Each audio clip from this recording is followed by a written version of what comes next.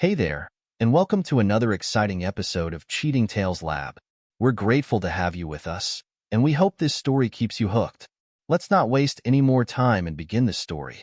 The late afternoon sun cast long shadows across the quiet suburban street as Zachary Thompson's car pulled into the driveway of his two-story home.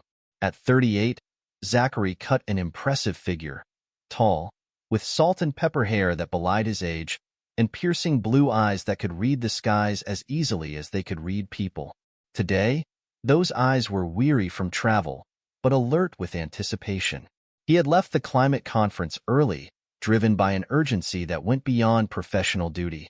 The Category 5 hurricane barreling towards the coast demanded his attention, but it was the promise of home, of Lucinda, that quickened his step as he approached the front door. Something made him pause. A car was parked on the street, just a few houses down. He recognized it immediately, Maurice's sleek black sedan. His brother's presence wasn't unusual. Maurice often dropped by to check on Lucinda when Zachary was away. But today, an uneasy feeling settled in the pit of Zachary's stomach. Quietly, he inserted his key into the lock, turning it with the precision of someone used to handling delicate instruments. The house was silent, save for the faint hum of the air conditioning. Zachary's footsteps were muffled by the plush carpet as he made his way up the stairs, his heart beginning to race for reasons he couldn't quite articulate. As he reached the top of the stairs, a sound caught his attention. It was coming from the bedroom, their bedroom. Soft voices, punctuated by occasional laughter. Zachary's breath caught in his throat as he approached the partially open door. Through the crack, he saw them. Lucinda, her golden hair splayed across the pillows, and Maurice, his brother, leaning over her with a familiarity that made Zachary's blood run cold. They were fully clothed, but the intimacy of their position was unmistakable. "Zachary is a fool." Lucinda's voice drifted through the gap, clear and cutting. "Always working for others and saving lives. That gives us a lot of time to spend together." Maurice's laugh was low and conspiratorial. "He's been the same since childhood. A responsible kid, but a woman like you doesn't like that. So I'm here for you." Their shared laughter felt like a physical blow to Zachary.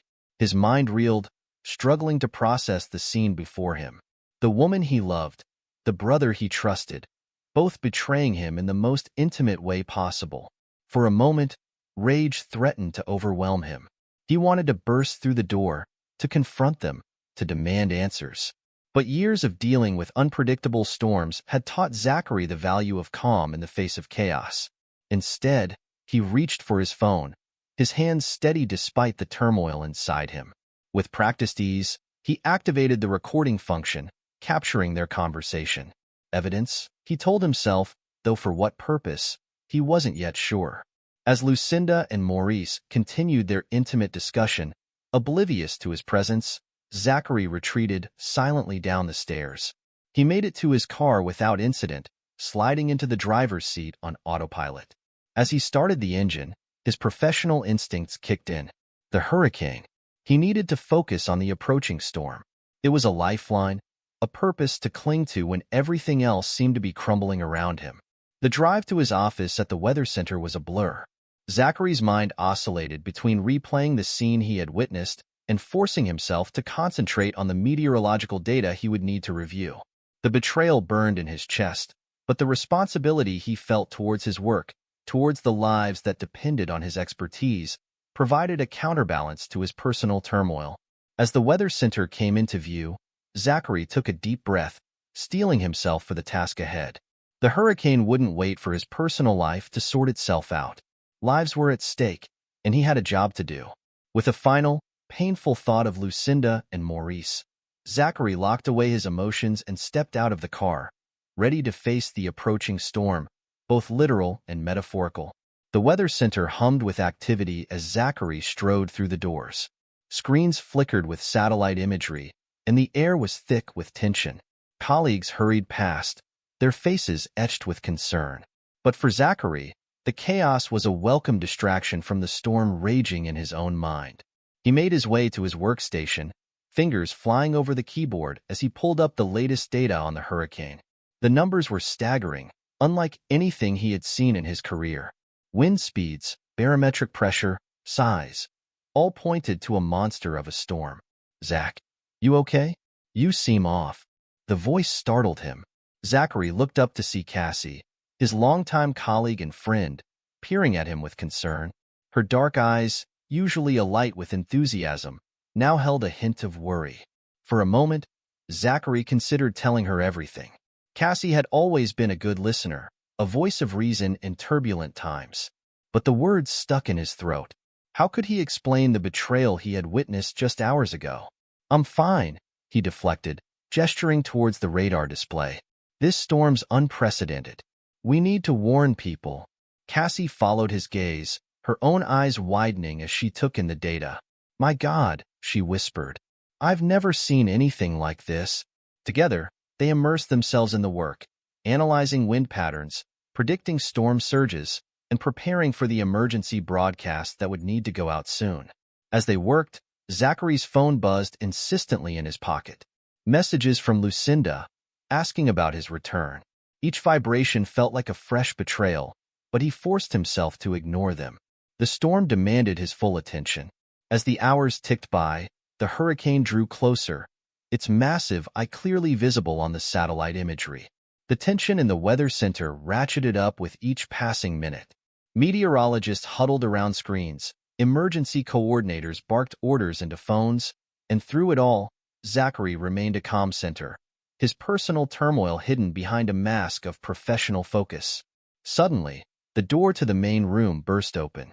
The institute director, a tall man with a shock of white hair, strode in, his face grave. "We're evacuating," he announced, his voice cutting through the chatter. "This hurricane's off the charts. We need to get to a safer location." A flurry of activity erupted as people began gathering essential equipment and data backups. But Zachary remained seated, his eyes fixed on the screens before him. In that moment, he made a decision that would change everything. "I'm staying," he said, his voice quiet but firm. "Someone needs to monitor this beast." The director turned to him, surprise and concern warring on his face. "Zachary, that's not necessary. We have remote systems." "With all due respect, sir," Zachary interrupted, "those systems can fail. We need eyes on the ground. I can provide crucial real-time data to the emergency services." For a long moment, the director held Zachary's gaze, searching for any sign of doubt. Finding none, he nodded slowly. "All right," he conceded. "But at the first sign of danger, you evacuate." "Understood?" Zachary nodded, turning back to his screens as the room emptied around him. As the last of his colleagues filed out, casting worried glances his way, Zachary felt a strange sense of calm settle over him. Here, in the face of one of nature's most powerful forces, the betrayal he had witnessed seemed almost small. But as the wind began to howl outside and the first bands of rain lashed against the windows, Zachary knew that both storms, the one raging outside and the one in his heart, were far from over. The true test was yet to come. As night fell, the full fury of the hurricane descended upon the coast. Wind screamed around the weather center, a banshee's wail that seemed to shake the very foundations of the building. Rain lashed against the windows in horizontal sheets, reducing visibility to near zero. But inside, illuminated by the glow of computer screens, Zachary Thompson worked tirelessly, a lone sentinel against the storm. His fingers flew across the keyboard, inputting data, running models, and sending out crucial updates to emergency services.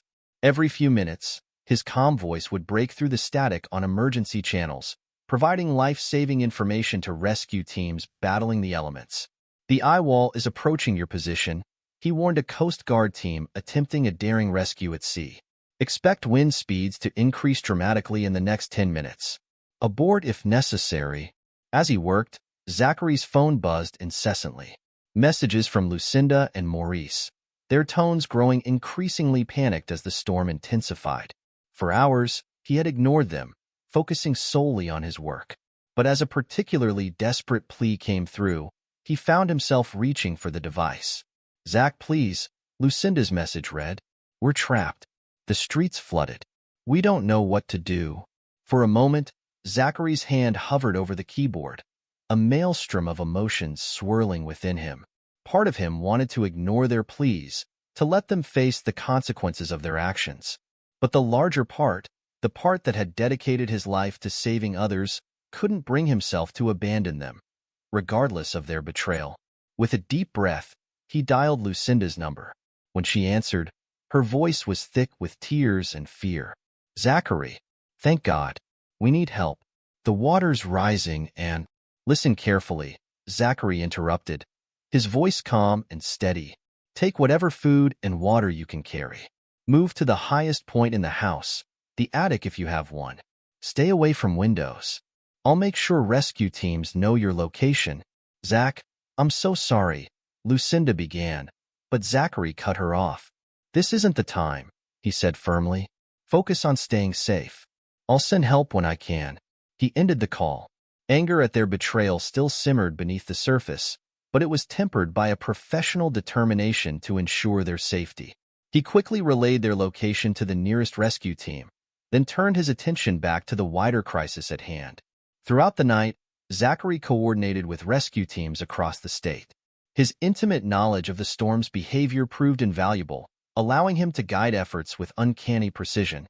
Lives were saved because of his expertise, his calm demeanor a beacon of hope in the chaos of the storm. As dawn approached and the eye of the hurricane passed over the weather center, an eerie calm descended. Zachary knew it was temporary. The back end of the storm would soon hit with renewed fury. But in this brief respite, he received a distress call that he couldn't ignore. A family was stranded nearby, their car submerged in floodwaters. Rescue teams were stretched thin, and no one was close enough to reach them before the second half of the storm hit. Without hesitation, Zachary made a decision that would cement his reputation as a hero. Donning a fluorescent weatherproof jacket, he stepped out into the deceptive calm of the hurricane's eye. The scene that greeted him was one of utter devastation. Trees were uprooted, cars overturned, and debris littered the flooded streets. But Zachary pressed on, wading through knee-deep water towards the stranded family. He found them huddled on the roof of their car, 2 adults and 3 young children, terror etched on their faces. With gentle reassurance and steady hands, Zachary helped them down, leading them through the treacherous waters back to the relative safety of the weather center. As they reached the building, the wind began to pick up again. The eye wall was closing in, bringing with it the second onslaught of the hurricane.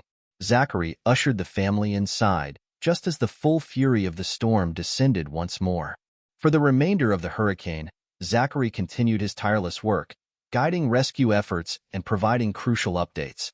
When the storm finally passed, leaving behind a landscape forever altered, the true extent of Zachary's actions came to light. His decision to stay behind, his expert guidance throughout the night, and his personal rescue of the stranded family had saved countless lives. As dawn broke on a changed world, Zachary Thompson emerged as a hero, his personal turmoil masked by his professional triumph. But as he stood at the window, watching the first tentative rays of sunlight pierce the dissipating clouds, Zachary knew that while the meteorological storm had passed, the storm in his personal life was far from over. With a deep breath, he steeled himself for the confrontation to come, knowing that the true test of his strength lay not in facing down hurricanes, but in confronting the betrayal that awaited him at home. The sun had barely risen over the horizon when Zachary Thompson pulled into his driveway. The neighborhood was eerily quiet, the aftermath of the hurricane evident in the scattered debris and fallen trees. As he stepped out of his car, exhaustion weighed heavily on his shoulders, but a steely resolve burned in his eyes. The front door creaked open, revealing a disheveled Lucinda and Maurice. They stood in the entryway, feigning relief at his return, but Zachary could see the guilt etched in their features. The facade of innocence they attempted to maintain only fueled the anger simmering beneath his calm exterior. "Zach," Lucinda exclaimed, her voice trembling slightly. "We were so worried. The storm was terrible, and we couldn't reach you." "Save it," Zachary interrupted, his tone cold and measured. He stepped inside, closing the door behind him with a soft click that seemed to echo in the tense silence. Maurice stepped forward, a forced smile on his face. "Brother, thank God you're safe." "How long?" Zachary asked, his voice steady but laced with an undercurrent of fury. The question hung in the air, heavy and accusatory. Lucinda paled, her carefully constructed mask of concern crumbling. "Zach, it's not what you think. Don't lie," Zachary interrupted, his blue eyes flashing with a mixture of pain and anger. "I saw you. Both of you." The color drained from Morris's face as the realization dawned on him. "Brother, I can explain." "Save it." Zachary cut him off, his voice sharp as a knife's edge. "I trusted you both. That trust is gone." Lucinda, her composure faltering, attempted to shift the blame. "Zach, you're always away. Your long hours, your frequent work trips. What did you expect? I was lonely, and Maurice was here. So you decided to betray me with my own brother?" Zachary's laugh was bitter, devoid of humor. "Is that supposed to justify your actions?" Maurice stepped forward, his hands raised in a placating gesture. "Brother, please." It was a moment of weakness. "We never meant to hurt you." "A moment?" Zachary's eyebrow arched skeptically. He reached into his pocket, pulling out his phone. With a few taps, the recorded conversation from that fateful day filled the room. Lucinda's voice, tinny but unmistakable, echoed in the tense silence. "Zachary is a fool, always working for others and saving lives. That gives us a lot of time to spend together." Morris's response followed. "He's been the same since childhood. A responsible kid, but a woman like you doesn't like that. So I'm here for you." Their laughter, once shared in secret, now exposed, seemed to physically pain them as they listened. Lucinda's face crumpled, tears welling in her eyes, while Maurice looked as if he might be sick. Zachary stopped the recording, his face a mask of controlled fury. "A moment of weakness? This sounds like a well-established affair to me." Lucinda stepped forward, reaching out to him. "Zach, please. We can work through this. I love you." "Love?" Zachary recoiled from her touch. "You have a funny way of showing it, Lucinda." Maurice, his face a picture of desperation, tried once more. "Brother, we made a terrible mistake, but we're family. Surely we can find a way to move past this." "Family?" Zachary's laugh was hollow. "You should have thought about that before you betrayed me, Maurice." With deliberate calmness, Zachary reached into his jacket and pulled out a manila envelope. "I've already contacted a divorce lawyer," he said, his voice devoid of emotion. "And Maurice, you're fired from the family business." The words hit them like physical blows. Lucinda stumbled back, her legs giving way as she collapsed onto the couch. Maurice stood frozen, his face a mask of shock and disbelief. "Zach, you can't mean that," Lucinda whispered, her voice barely audible. "I've never been more serious in my life," Zachary replied, his tone leaving no room for argument. "You've made your choices. Now you'll both face the consequences." As he turned to leave, Maurice made one last desperate attempt. "Zachary, please. The business. It's my life's work too. You can't just." "I can, and I have." Zachary cut him off. "You should have thought about that before you decided to betray your own brother." With those final words, Zachary walked out of the house, leaving behind a shattered Lucinda and a stunned Maurice. As he got into his car, he could hear Lucinda's sobs through the open window, but he steeled himself against the sound. The storm might have passed, but for Zachary Thompson, the real tempest was just beginning. In the weeks that followed, as the coastal town slowly rebuilt itself in the wake of the hurricane, Zachary Thompson found himself navigating a different kind of devastation. The divorce proceedings had begun, turning his once peaceful life into a battlefield of legal negotiations and emotional turmoil. Sitting in the office of his private investigator, Jack Reeves, Zachary braced himself for more bad news. Jack, a grizzled ex-cop with a reputation for uncovering even the most deeply buried secrets, wore expression as he spread out a series of documents on his desk. "I'm sorry, Zachary," Jack began, his gravelly voice tinged with genuine sympathy. "What I've uncovered. It's worse than we initially thought." Zachary leaned forward, his face a mask of stoic determination. "Tell me everything, Jack. I need to know the full extent of their deceit." Jack nodded, pushing forward a thick folder. "Maurice and Lucinda. They've been embezzling from the family business for years. The revelation hit Zachary like a physical blow. He had suspected financial impropriety, but the scale of the betrayal was staggering. "How much?" he managed to ask, his voice barely above a whisper. "Millions," Jack replied, his tone firm. "They've been siphoning off funds through a series of shell companies. It's sophisticated stuff. They must have had help." Zachary's mind reeled. The family business, built by his grandfather and nurtured by generations, had been his pride and joy. To think that his own brother and wife had been systematically looting it for years, the betrayal cut deep. But Jack wasn't finished. With a hesitant glance at Zachary, he pushed forward another document. "There's more," he said softly, "and I'm afraid this might be even harder to hear." Zachary steeled himself. "What is it?" "During my investigation, I uncovered some discrepancies regarding your daughter, Christy." The world seemed to tilt on its axis. "Christy? What about her?" Jack's eyes were filled with compassion as he delivered the blow. "There's significant doubt about her paternity, Zachary.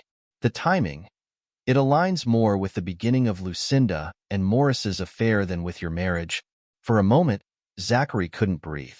Christy, his beautiful, intelligent 14-year-old daughter, the light of his life. Could she really not be his? "I need to know for sure," Zachary said, his voice hoarse with emotion. Jack nodded, understanding the unspoken request. "I can arrange for a discreet paternity test. We'll have the results within a week." The next 7 days were a blur for Zachary. He went through the motions of his daily life, attending meetings at the Weather Center, participating in the ongoing hurricane recovery efforts, but his mind was constantly elsewhere. Every time he looked at Christie's picture on his desk, a fresh wave of pain and uncertainty washed over him. When Jack called to inform him that the results were in, Zachary felt a mix of dread and desperate need for closure. Sitting once again in the private investigator's office, he braced himself for the truth. Jack slid an envelope across the desk, his expression somber. "I'm sorry, Zachary. The test confirms it. Christy, she's not your biological daughter." The world seemed to fall away. Zachary sat in stunned silence, the weight of this final betrayal threatening to crush him. Christy, the child he had loved unconditionally for 14 years, the girl he had taught to ride a bike, helped with homework, comforted after nightmares. She wasn't his. As the initial shock began to subside, a cold resolve settled over Zachary. He looked up at Jack, his eyes hardening with determination. "Thank you for your thoroughness, Jack. I need you to compile all of this information. The embezzlement, the affair, the paternity test results. Everything." Jack nodded, understanding dawning in his eyes. "You're going to use this in the divorce proceedings?" "Yes," Zachary confirmed, his voice steady. "But not just that. I have a plan, and I'll need your discretion." Leaving Jack's office, Zachary made his way to meet with his lawyer, Arthur Blackwood. The distinguished attorney's office was a stark contrast to Jack's utilitarian space, all polished wood and leather-bound law books. Arthur listened intently as Zachary laid out the evidence, his expression growing increasingly grave. "They've stolen millions," Arthur explained, shaking his head in disbelief. "And with the paternity results, you have an incredibly strong case, Zachary. We could destroy them in court." Zachary nodded. "Prepare everything, Arthur. They won't see this coming." But as Arthur began to outline their legal strategy, Zachary held up a hand. "There's more, Arthur. I have a plan, and I need your complete discretion and cooperation." Over the next hour, Zachary outlined his intentions. He explained his plan to disappear, to start a new life away from the betrayal and pain that now tainted every aspect of his existence. "I'm giving you full authority to destroy Lucinda and Maurice in court," Zachary said, his voice firm. "But I won't be here to see it. I need you to handle everything, including the distribution of any settlement to charity." Arthur listened, his expression a mixture of surprise and concern. "Zachary, are you sure about this? It's an extreme step. I've never been more certain of anything in my life." Zachary interrupted. "Can I count on you, Arthur?" After a moment's hesitation, Arthur nodded. "You have my word. I'll handle everything according to your wishes." With that settled, Zachary made one final call. Joshua Reeves, his old friend and trusted confidant, agreed to meet him at a quiet cafe on the outskirts of town. As they sat across from each other, steaming cups of coffee between them, Zachary laid out his request. "Joshua, I need you to take over the family business after I'm gone. You're the only one I trust to set things right." Joshua's eyes widened in shock. "Gone? Zach, what are you planning?" Zachary gave his friend a sad smile. "The less you know, the better, Josh. But I need to know the business will be in good hands. Will you do this for me?" After a long moment, Joshua nodded, reaching out to clasp Zachary's hand. "You can count on me, Zach. Always." As Zachary left the cafe, he felt a weight lift from his shoulders. The pieces were in place. Now, all that remained was to set his plan in motion and leave behind the shattered remains of his old life. In the days that followed, Zachary Thompson threw himself into his work with renewed vigor. To the outside world, it appeared as though he was channeling his personal turmoil into his professional life. His colleagues at the Weather Center marveled at his focus, his ability to predict and analyze weather patterns with even greater accuracy than before. But beneath this facade of normalcy, Zachary was meticulously planning his disappearance. His expertise in weather patterns and emergency protocols, honed over years of studying and predicting natural disasters, now served a different purpose. He was crafting the perfect storm, not of wind and rain, but of circumstances that would allow him to vanish without a trace. Late at night, when the house was quiet and the weight of betrayal seemed to press in from all sides, Zachary sat at his computer, carefully liquidating his assets. With practiced ease, he transferred funds to untraceable accounts, setting up a financial safety net for his new life. Each transaction was a step further away from the life he had known, from the family that had betrayed him. As he worked, Zachary's mind occasionally drifted to Christy. The knowledge that she wasn't his biological daughter still stung, a constant ache in his chest. But as he looked at her picture on his desk, he realized that his love for her hadn't diminished. If anything, it had grown, tempered by the pain of betrayal into something fierce and protective. He would make sure she was taken care of, even if she never knew the truth of his sacrifice. With his financial preparations in place, Zachary turned his attention to creating a false trail. He booked flights to various locations, made reservations at hotels he would never visit, and left breadcrumbs of a planned trip that existed only in digital form.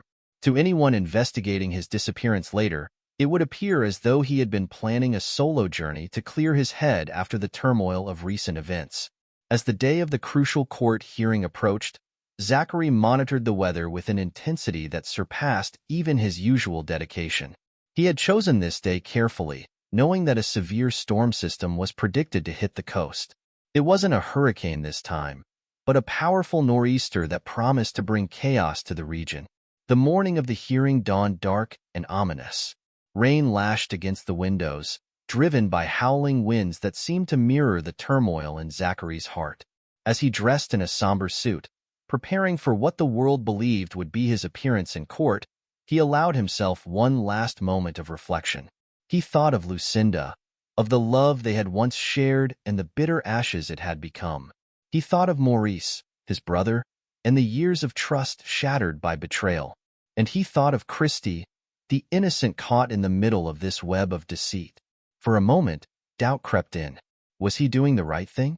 But as a clap of thunder shook the house, Zachary's resolve hardened. He had made his decision. There was no turning back now. Instead of heading to the courthouse, Zachary drove to a predetermined location on the outskirts of town. The storm raged around him, providing the perfect cover for his disappearance. He parked his car near the shore, leaving behind a carefully crafted scene that suggested he had been swept away by the storm surge. As search efforts began, hampered by the severe weather, Zachary was already miles away. He had slipped away in the chaos, using his knowledge of the storm's patterns to navigate safely out of the area. The evidence he left behind, his waterlogged cell phone, a torn piece of his suit jacket caught on some rocks, would suggest a tragic accident. Days turned into weeks as the search continued. Zachary, now far from the life he had known, watched from afar as the story unfolded.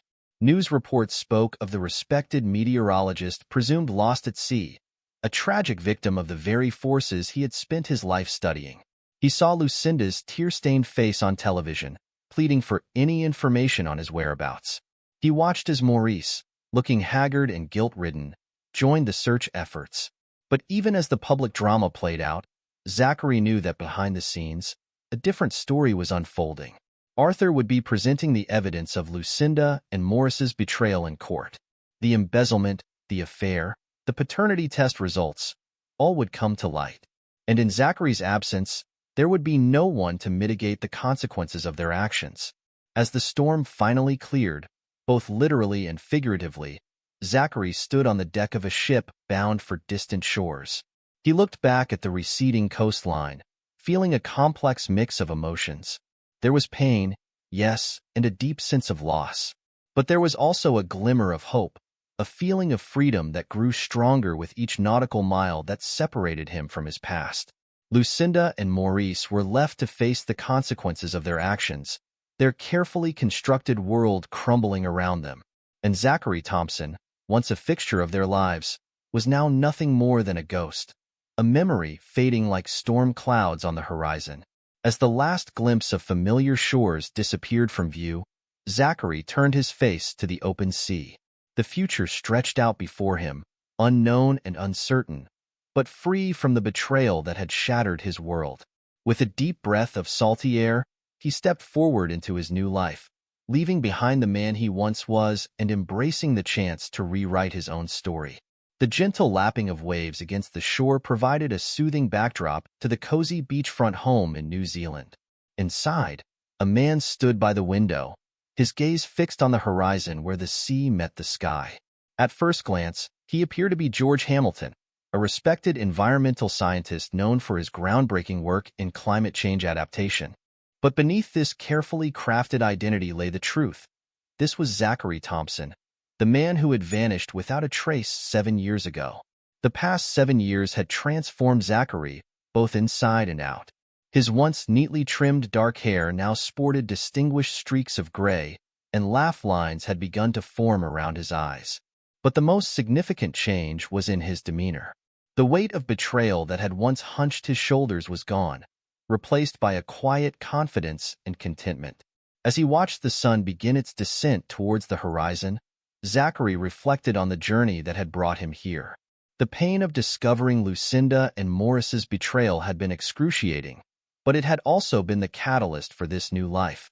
A life where he was valued not for his family name or his business acumen, but for his intellect and passion for the environment. His thoughts were interrupted by the soft padding of feet behind him.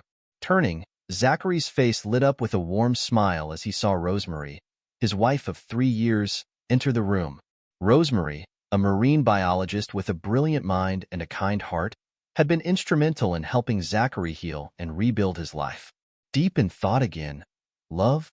Rosemary asked, her Australian accent adding a musical lilt to her words. She crossed the room to join him at the window, her hand instinctively moving to rest on her swollen belly. Zachary placed his hand over hers, marveling at the life growing within. Just thinking about how far we've come, he replied, his voice soft with wonder. Sometimes it feels like a dream. Rosemary leaned into him, her presence a comforting anchor. It's real, George. We're real. The use of his assumed name no longer felt strange to Zachary.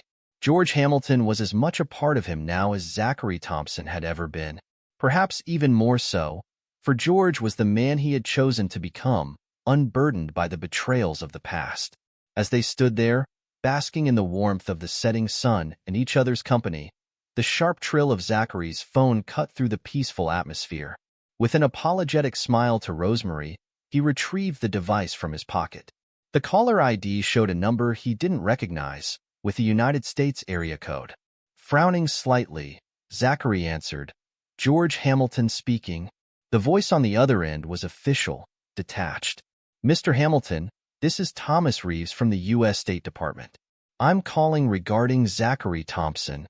Zachary's heart skipped a beat, but years of practice kept his voice steady. "I'm afraid I don't know anyone by that name. May I ask what this is about?" There was a pause on the other end then.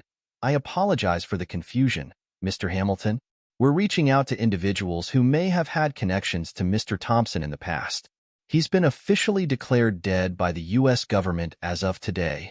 The words hit Zachary like a physical blow. He had known this day would come eventually, had even planned for it, but the reality of it was still shocking.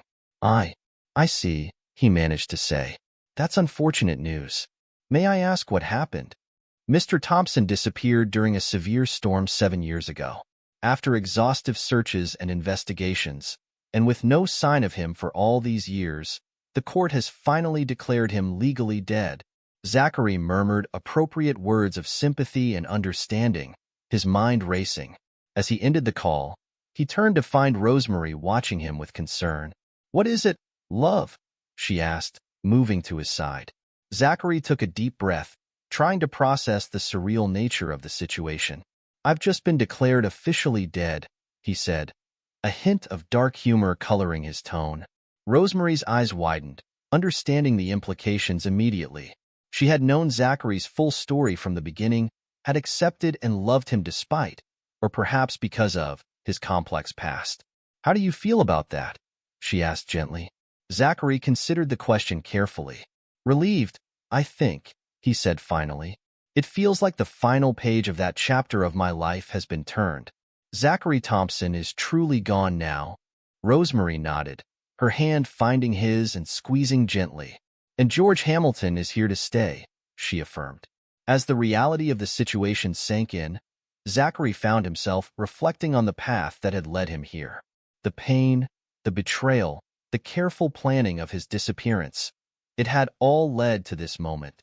He was free, truly free, to live this new life he had built. But as he stood there, holding Rosemary's hand and feeling the movement of their unborn child, a knock at the door shattered the moment of peace. It was a sharp, insistent sound that seemed to echo through the house.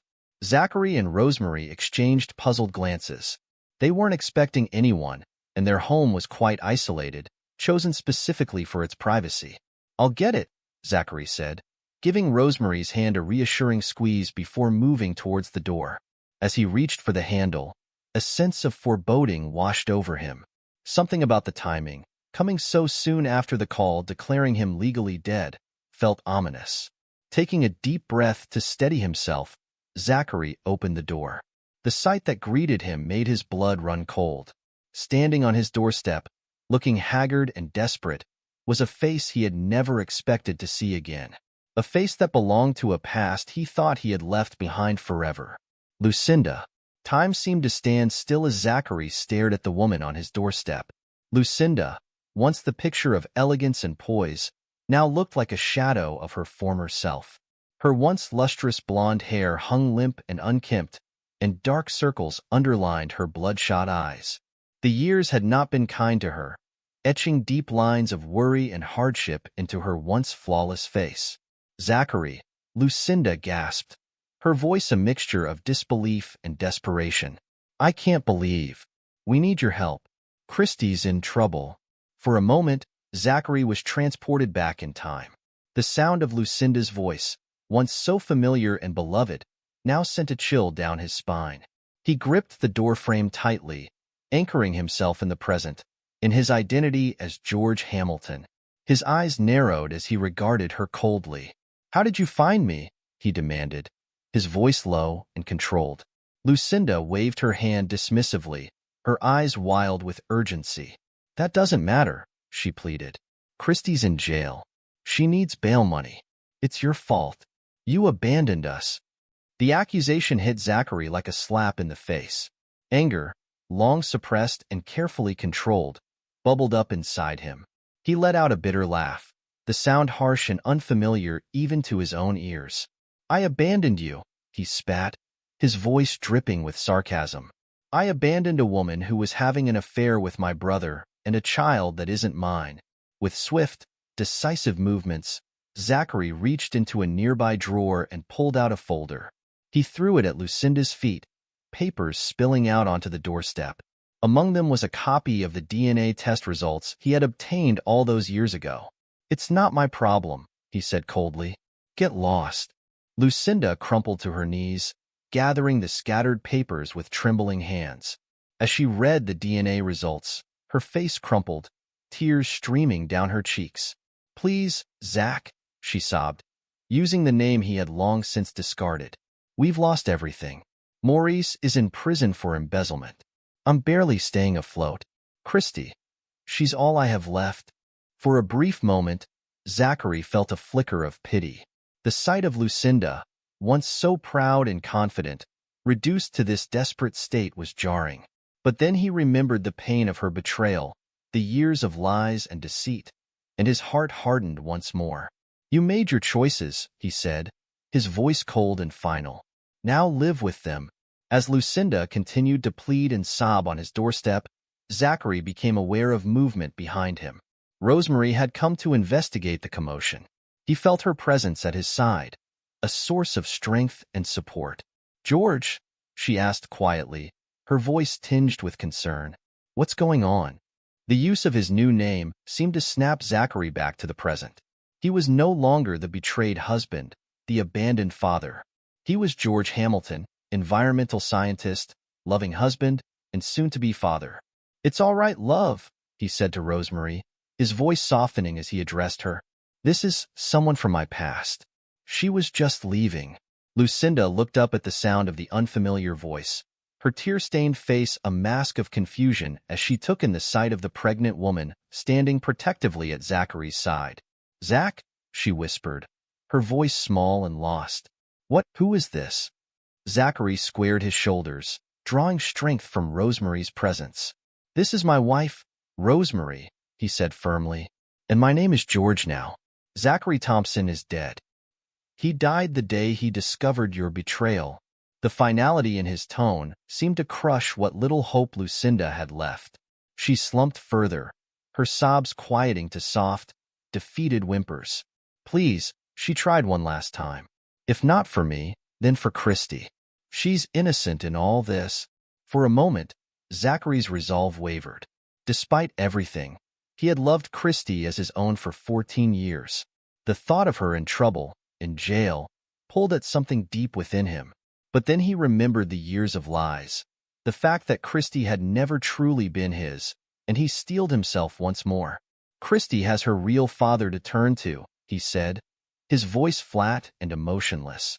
"I'm sure Maurice can help from prison. After all, that's where all the money you stole ended up, isn't it?" Lucinda flinched at his words, the truth of them clearly striking home. She looked up at Zachary, really seeing him for the first time since she had arrived. She saw not the man she had betrayed, but a stranger, confident, resolved, and completely beyond her reach.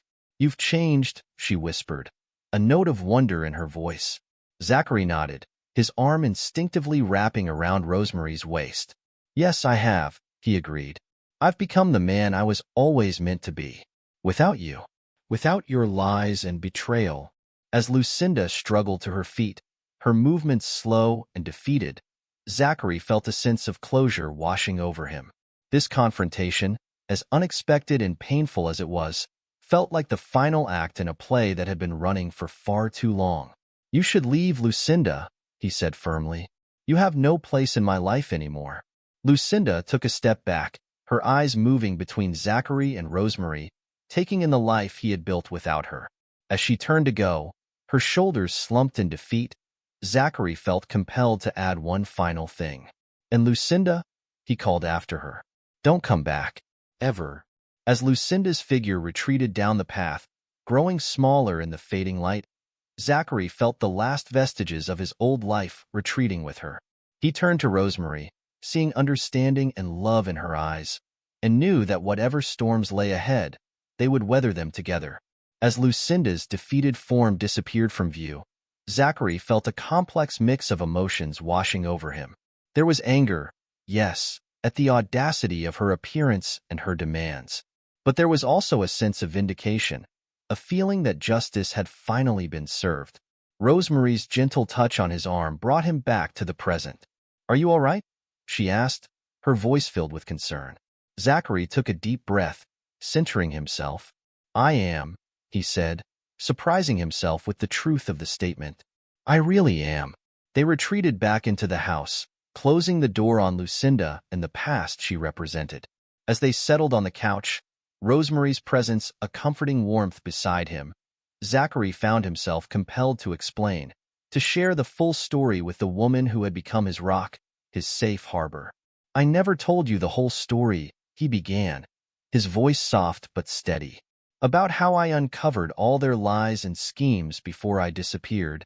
Rosemary listened intently as Zachary recounted the details of his investigation, the private detective he had hired, the shocking revelations about the embezzlement and Christie's paternity. He explained how he had meticulously gathered evidence, building an ironclad case against Lucinda and Maurice. "I left all the evidence for the authorities," he revealed, a hint of satisfaction creeping into his voice. "I made sure they would face the consequences of their actions, even if I wasn't there to see it." Rosemary's eyes widened as she absorbed the information. So Maurice being in prison, Lucinda losing everything. That was all because of the evidence you left behind? Zachary nodded, a smile playing on his lips. Their downfall was their own doing. I just made sure the truth came to light. As he spoke, Zachary felt a weight lifting from his shoulders. For years, he had carried the burden of this secret, the knowledge of how he had ensured justice would be served. Sharing it with Rosemary, seeing understanding and support in her eyes, felt like the final step in leaving his past behind. "You're a remarkable man, George Hamilton," Rosemary said softly, using his new name with purpose. "The strength it must have taken to walk away, to build this new life. I'm in awe of you." Zachary felt a rush of love and gratitude for this woman who had accepted him, past and all. He reached out, gently placing a hand on her swollen belly. "I couldn't have done it without you," he said earnestly. "You gave me a reason to truly live again, not just exist." As they sat there, the sun setting outside their window, painting the room in warm hues, Zachary felt a profound sense of closure. Lucinda's appearance, as shocking as it had been, had served to reinforce just how far he had come, how much he had gained. "It's over," he said softly, more to himself than to Rosemary. "Let's focus on our family now." Rosemary smiled, understanding the weight of the moment. She took his hand, intertwining their fingers. Together, she agreed, her voice filled with love and promise. As they sat in comfortable silence, watching the last rays of sunlight disappear beyond the horizon, Zachary felt a mix of vindication and relief wash over him. He had not only survived the betrayal that had shattered his world 7 years ago, but he had thrived. He had created a new life filled with love, purpose, and the promise of a future brighter than he could have ever imagined. The storm of his past had finally cleared, leaving behind a landscape of possibility. As he looked at Rosemary, at the evidence of their growing family, Zachary knew that the best was yet to come. He had weathered the tempest of betrayal and emerged stronger, wiser, and happier on the other side. With a contented sigh, Zachary pulled Rosemary closer, reveling in the warmth of her presence. The ghosts of his past had been laid to rest, justice had been served, and now, finally, he could fully embrace the future that lay before him. As they closed the door on Lucinda and the past she represented, Zachary and Rosemary turned towards their bright, promising future, ready to face whatever challenges lay ahead, together. This is where our story comes to an end. Share your thoughts in the comment section. Thanks for your time. If you enjoy the story, please subscribe to this channel. Click on the video you see on the screen, and I will see you there. Welcome to Lost Relation Chronicles. I still remember the day I met Rebecca. It was at an air show, a sprawling event filled with the roar of engines and the excited chatter of the crowd. She stood out to me immediately, not just because of her beauty, though that was undeniable, but because of the way she carried herself, confident yet approachable. We met at a soda stall when she was away from her father, and it felt like fate. There was an instant connection, the kind you don't question but simply lean into. We exchanged numbers, and the rest unfolded as naturally as breathing. Over the next few weeks, we met a few more times. Each meeting deepened my admiration for her. She was kind, intelligent, and had a warmth about her that drew me in completely. Dating Rebecca was effortless, like finding the missing piece to a puzzle you didn't know you were solving. 3 years later, I knew I didn't want to spend another day without her. Proposing to her was one of the easiest decisions I've ever made. When she said yes, I felt like the luckiest man alive. Meeting her father, Ronald, was a different kind of experience. Ronald was never just the man I thought he was, and I'm not sure I'll ever be able to fully understand him. When I first met him, he was a retired Marine, a man of routine and discipline, haunted by his past but still carrying himself with an air of authority. Rebecca was his only family, his only connection to the world, and I could see how fiercely protective he was of her. But I never knew the full scope of who Ronald really was, what kind of man he had been. It wasn't until much later that I learned the truth. Ronald had been more than just a Marine. He'd been a CIA assassin, operating in the shadows, doing things that he could never speak about. The missions he went on, some of them, he could never bring himself to tell Rebecca or anyone else. I'd overheard bits and pieces of his conversations with old colleagues, whispers of his time in covert operations, but the full weight of what he had done didn't sink in until much later. When I looked into his eyes, I saw the years of experience. He had killed, he had been a tool of the government, and his past had shaped the man who now lived with us. It was strange, the way he fit into my life. At first, when Rebecca and I got married, we lived in a small apartment, but it quickly became clear that Ronald couldn't be alone anymore. His condition was worsening. His PTSD, the sleepless nights, the outbursts, the way he would sometimes wake up, confused and panicked. I couldn't just leave him in his house alone, without anyone to care for him. And as much as it was a burden, I had come to see Ronald as a father figure of sorts. Despite the strange, sometimes volatile relationship we had, I couldn't imagine letting him slip away into isolation.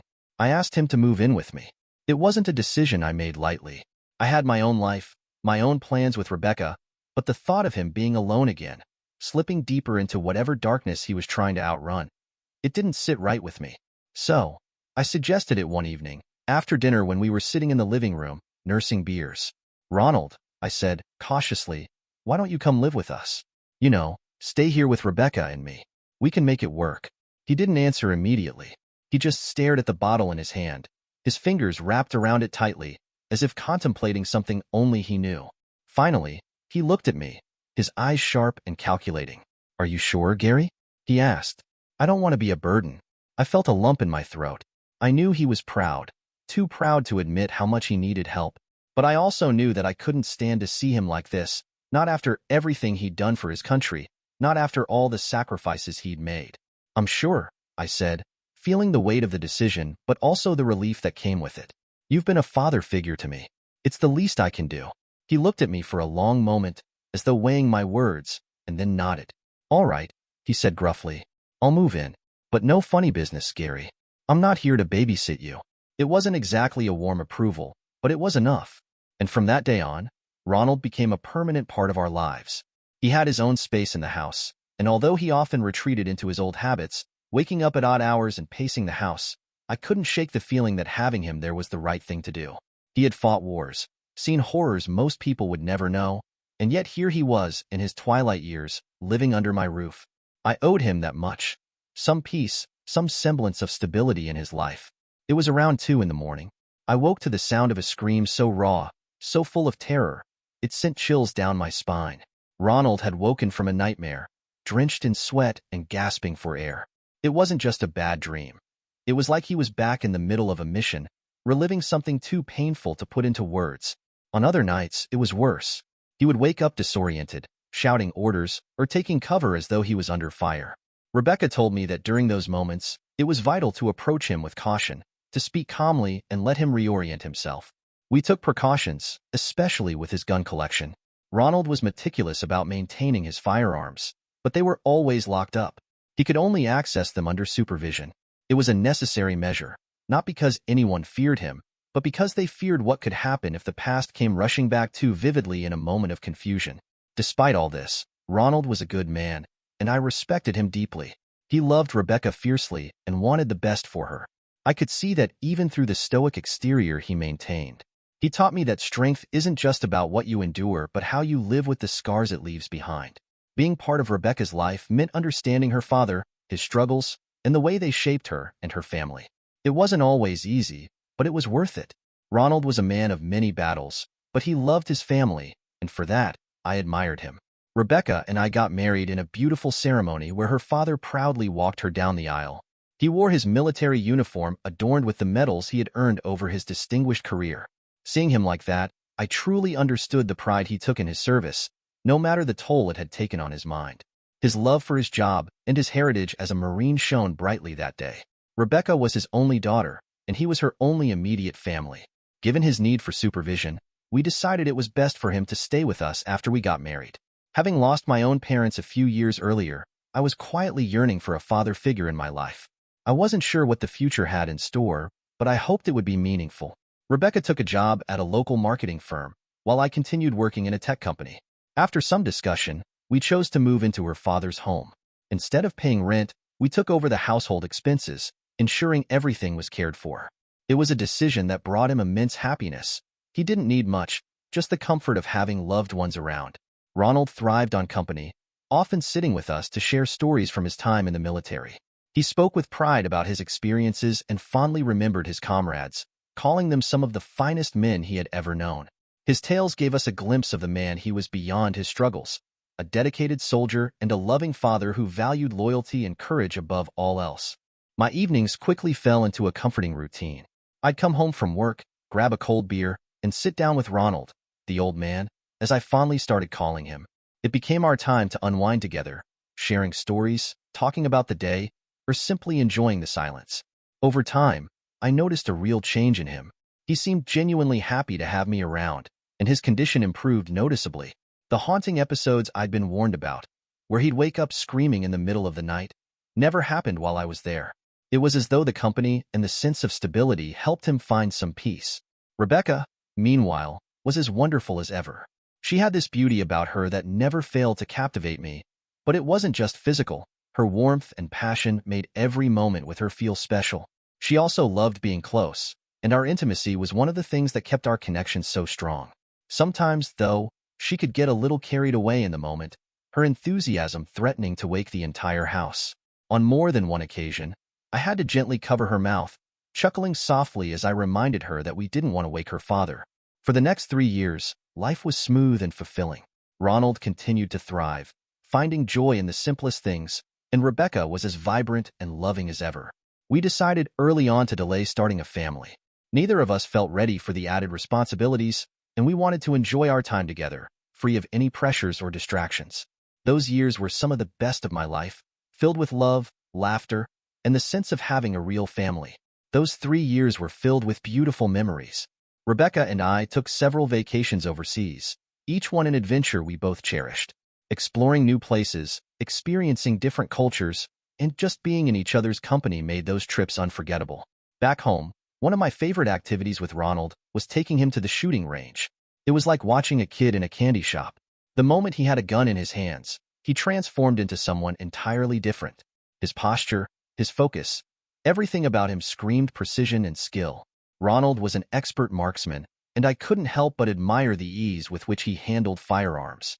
His collection of guns at home was a testament to his passion, though I kept the key to the safe to ensure everything stayed secure. It was a system that worked well for all of us.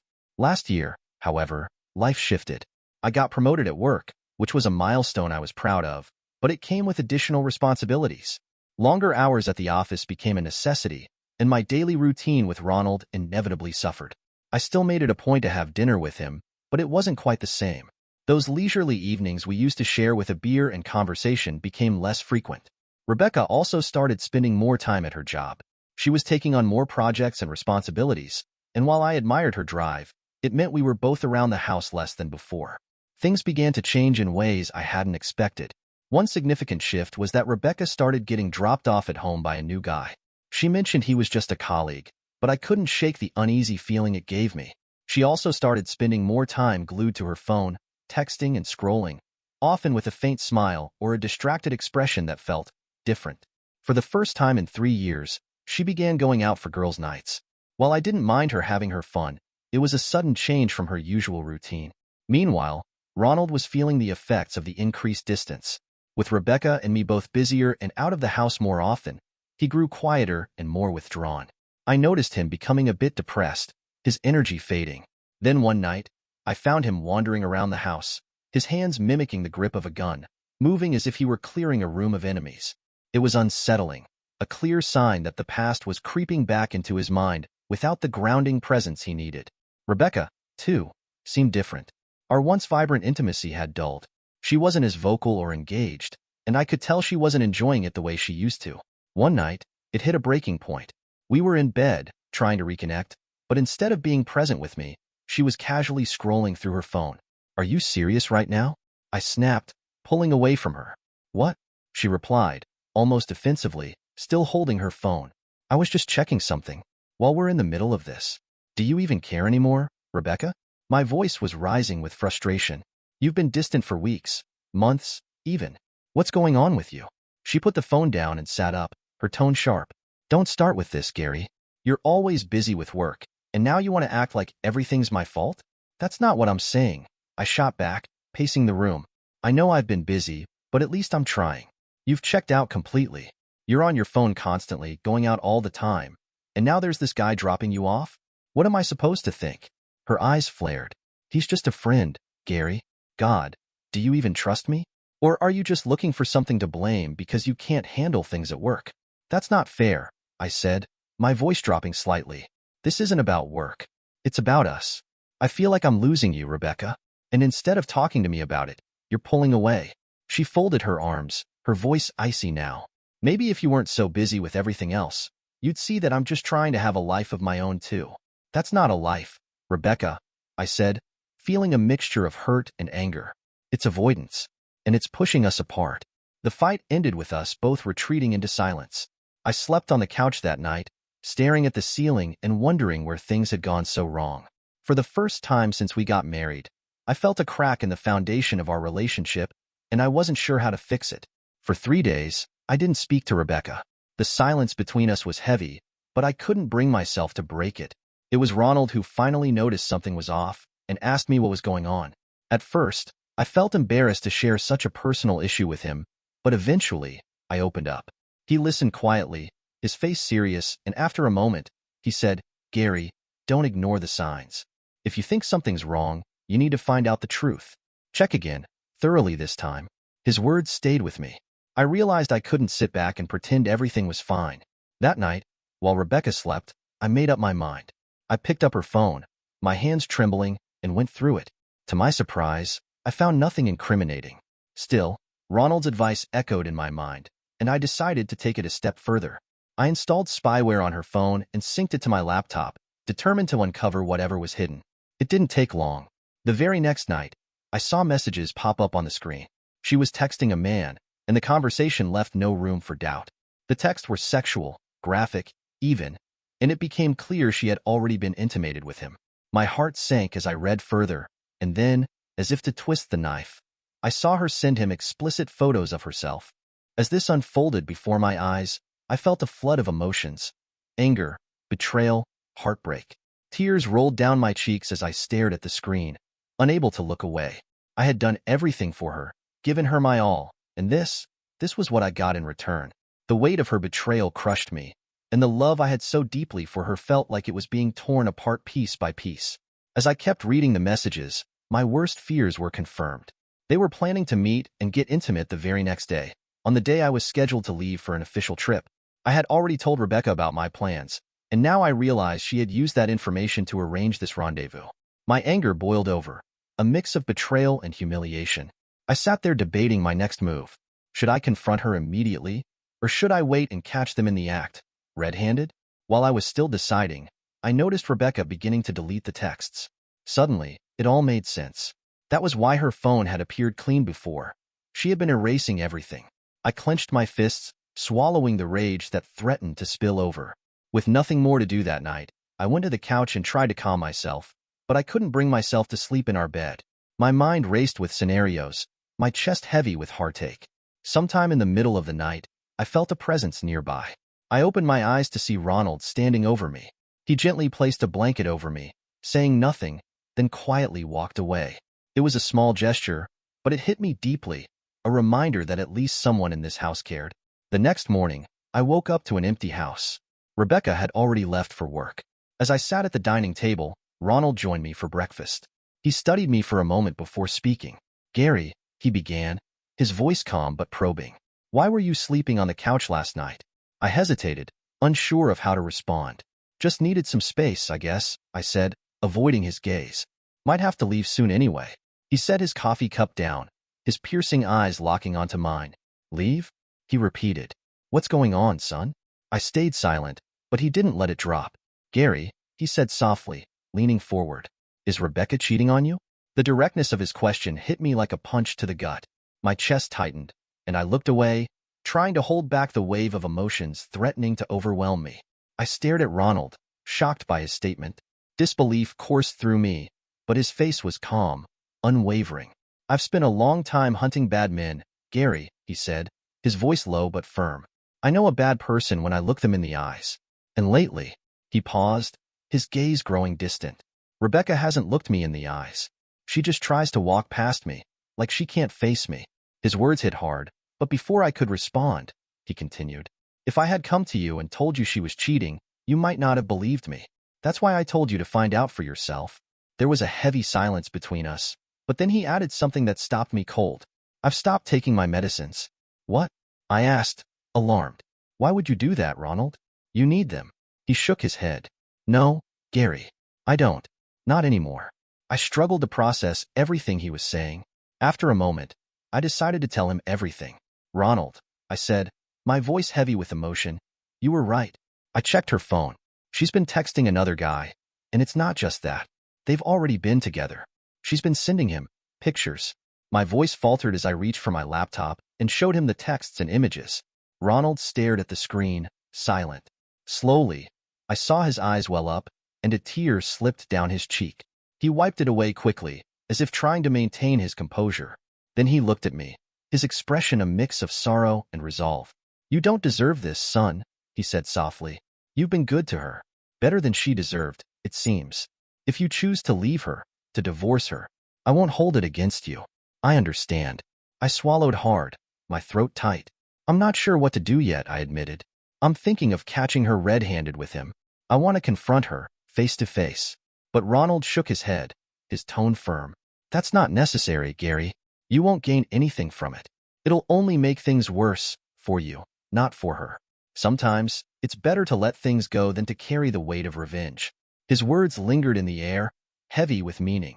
Then he looked at me, his voice quieter, but full of a fatherly kind of care. I know it's not my place to ask, but leave it there, son. For your sake, not hers. His request left me torn, caught between anger and his wisdom. I had always held a deep respect for Ronald, not just because of his service to the country, but also because he had become a father figure to me. I owed him a lot. With that in mind, I made my decision. I told him I would move out of the house and file for divorce. He didn't argue. He simply nodded in understanding. That same day, I packed my bags and left.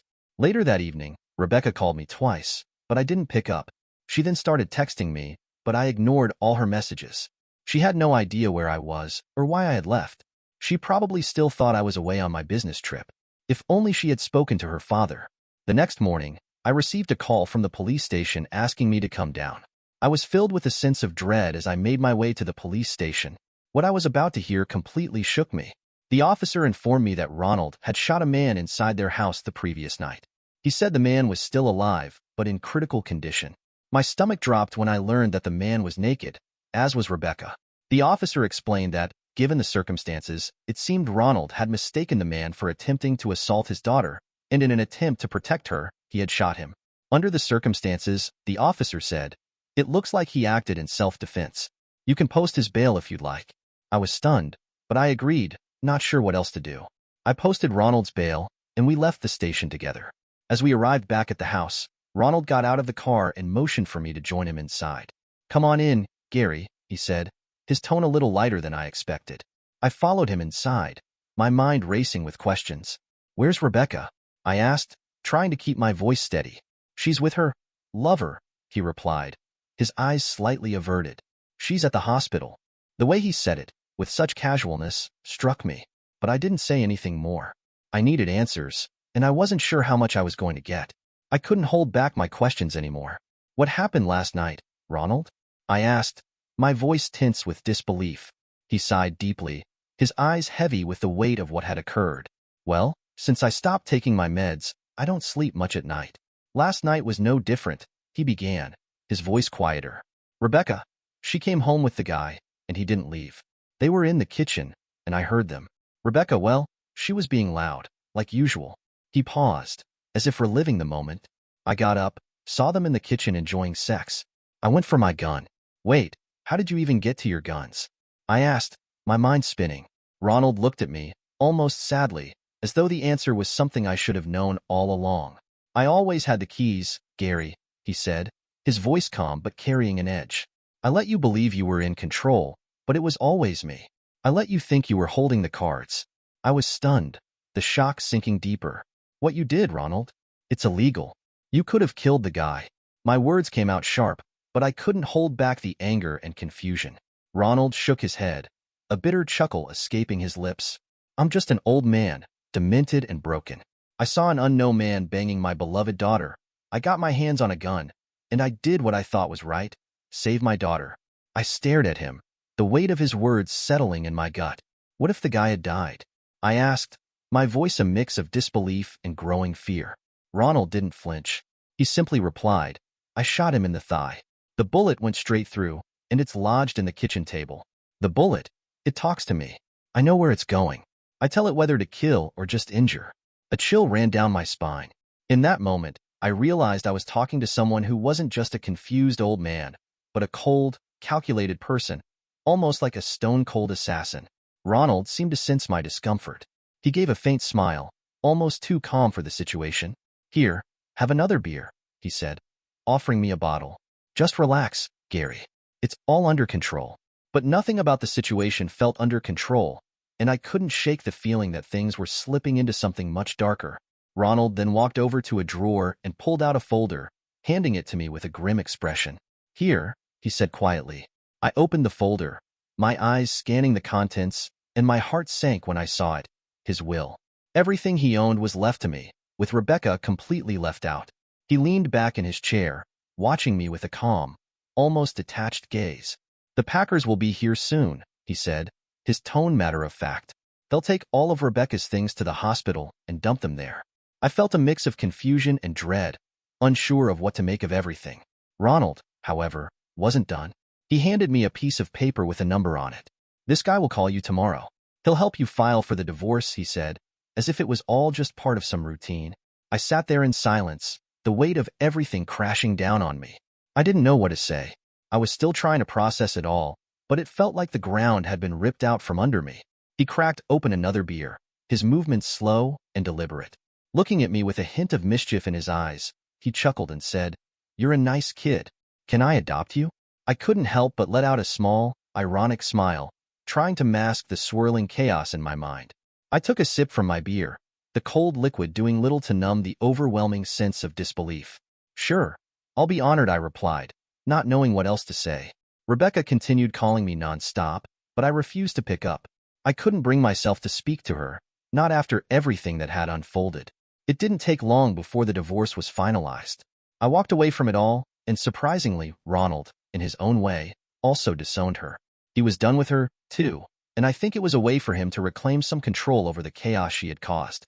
Now, Rebecca is left to pick up the pieces of her shattered life. She's living alone, with no one by her side. Her affair partner, the one she'd been seeing behind my back, was too scared to face the consequences of what had happened. He packed up and left town without a second glance. It seems like everything she tried to hold on to slipped through her fingers, leaving her with nothing. She thought she could play the game without consequences, but now, she's facing the harsh reality of it all, alone. Surprisingly, no charges were filed against Ronald, despite the shooting incident. I can't help but feel that he had some connections, or pulled a few strings to ensure that everything stayed under the radar. After all, he's not as helpless or as out of touch with the world as he sometimes pretends to be. I can't deny that he's a man who knows how to navigate tricky situations, especially when it comes to protecting his family, even if his methods are unconventional. 2 years have passed since everything unfolded. Life has moved on, or at least I've tried to make peace with it. I've started dating someone new, a woman who brings a sense of calm and normalcy back into my life. She's understanding, patient, and doesn't ask too many questions about my past, which is a relief. When I finally felt comfortable enough, I introduced her to Ronald. He's still living with me, and honestly, I can't imagine life without him. Despite everything, he's been a steady presence in my world. He's like a father to me, and I couldn't bear the thought of pushing him out. He still manages to surprise me with his insights into life, though his eccentricities remain as pronounced as ever. As for the relationship with my new girlfriend, it's still in its early stages, but things seem to be going well. I just know that Ronald is okay with her being around. He doesn't make a fuss, but every now and then, in his usual dry way, he'll make a comment or give me a look. The other day, as if on cue, he half-jokingly reminded me, "Just don't have sex in my kitchen, Gary." I laughed it off, but I knew he was serious. Ronald has his rules, and I guess that's just one of them. It's strange, though, how life has turned out. Despite all the chaos, I've found a rhythm, a new balance. Maybe it's not perfect, and there are still ghosts from the past lurking, but for now, I've made peace with it. And in a way, I think Ronald has too. Dear listeners, please share your thoughts in the comments section below, and don't forget to like, share, and subscribe. Hey everyone, welcome back to Cheating Tales Lab. We're excited to announce a brand new experiment we've been working on, introducing the Cheating Tales podcast. In this new channel, we'll be diving deep into discussions about every story we share on this channel in podcast format. It'll be short and sweet. This is just an experiment. Let us know your feedback if you want more cheating story podcast or not, and we might post more if the feedback is positive.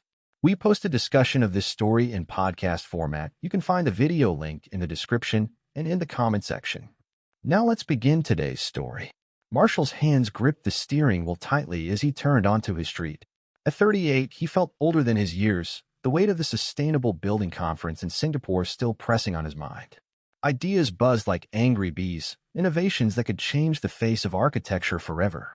But as he approached his modest suburban home, something caught his eye that didn't belong.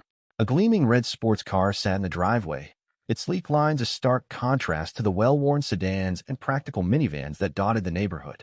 Marshall's brow furrowed. He knew that car. It belonged to Roger, his colleague and supposed friend. What the hell was it doing here? As he drew closer to the house, the sound of laughter drifted through the open living room window. Marshall's steps slowed, cold dread settling in his stomach. He peered inside, his heart stopping at the sight that greeted him. Ruby, his wife of 10 years, sat on the couch next to Roger. Their faces were close, too close, and the intimacy of their posture spoke volumes. Marshall watched frozen, as Ruby threw her head back in laughter at something Roger had said, her hand resting casually on his arm. My failure of a son finally made it. Marshall nearly jumped out of his skin. He turned to find his father, Frederick, standing behind him with a smirk that made Marshall's skin crawl. "Your friend is here," Frederick continued, his voice dripping with disdain. "Now he's family. He's been slipping me cash to keep quiet." The words hit Marshall like a physical blow. He pushed past his father, his mind reeling as he entered the house. Ruby and Roger sprang apart at the sound of the door, their faces a mixture of shock and guilt that confirmed Marshall's worst fears. "Marshall, you're home early," Ruby stammered, smoothing her dress with trembling hands. Marshall said nothing. He couldn't trust himself to speak. Instead, he turned on his heel and walked to his home office, leaving a stunned silence in his wake. Once inside his office, Marshall's eyes fell on the painting that hung on the wall, a snapshot of his and Ruby's wedding day.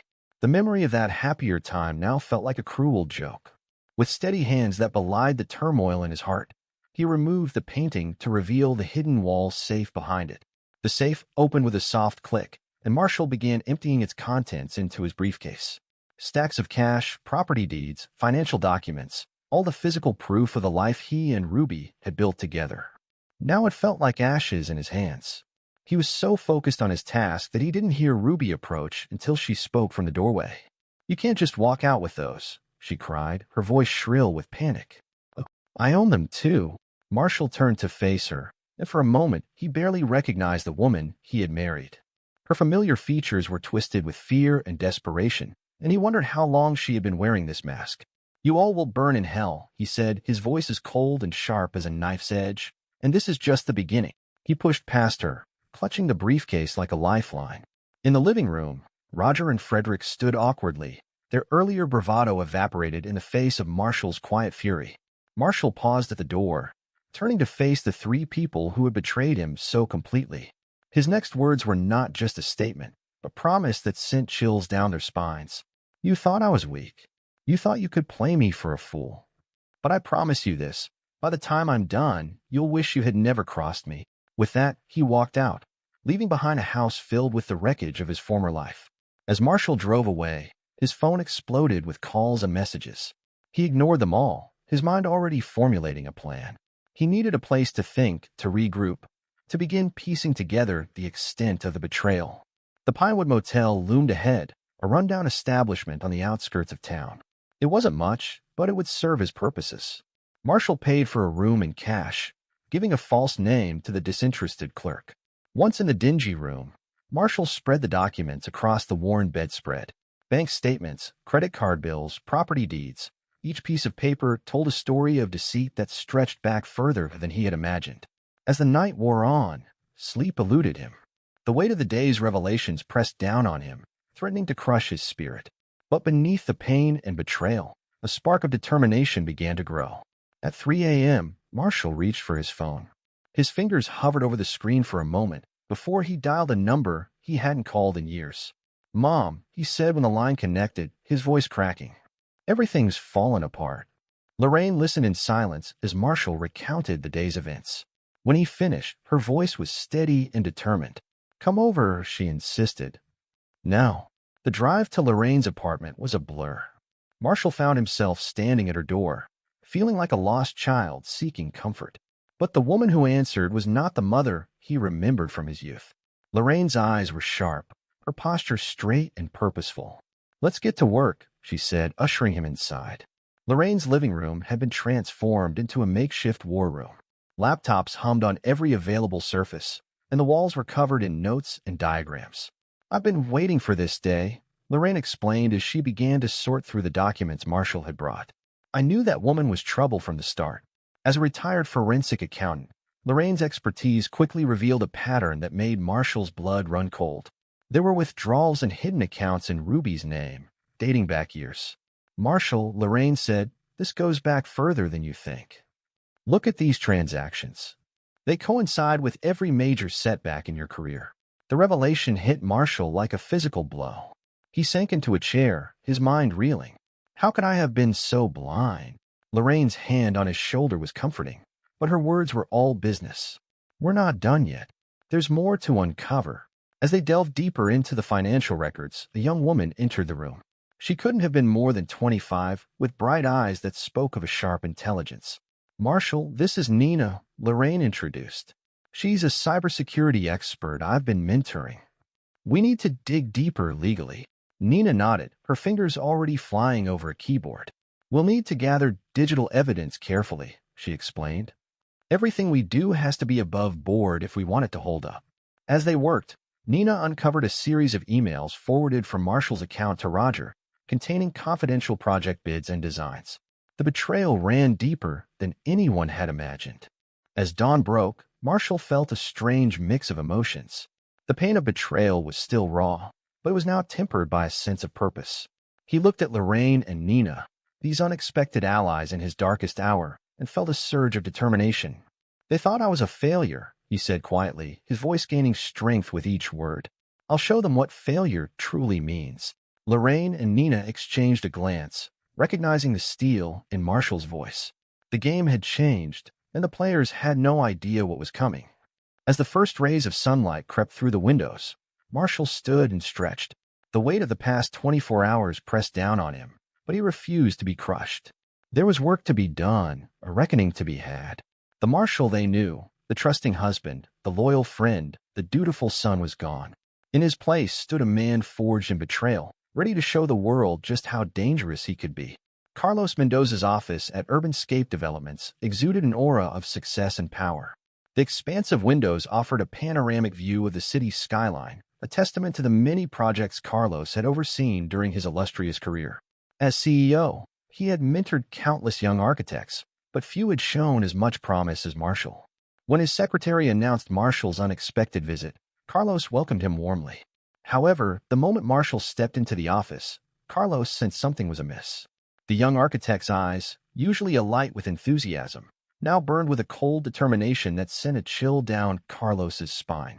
"I need your help," Marshall began without preamble, his voice steady and grave. "And you need to know the truth about Roger." Carlos leaned back in his chair, his brow furrowing. "What's this about, Marshall?" In response, Marshall opened his briefcase and began laying out documents on Carlos's desk. As Carlos examined each piece of evidence, his face grew increasingly pale. Project bids with telltale signs of manipulation, designs that were unmistakably Marshall's work but bore Roger's signature, safety reports with glaring omissions. "My God," Carlos whispered, his hand shaking slightly as he picked up a particularly damning document. This affects the integrity of our entire industry." Marshall nodded. "It goes deeper than you can imagine, Carlos.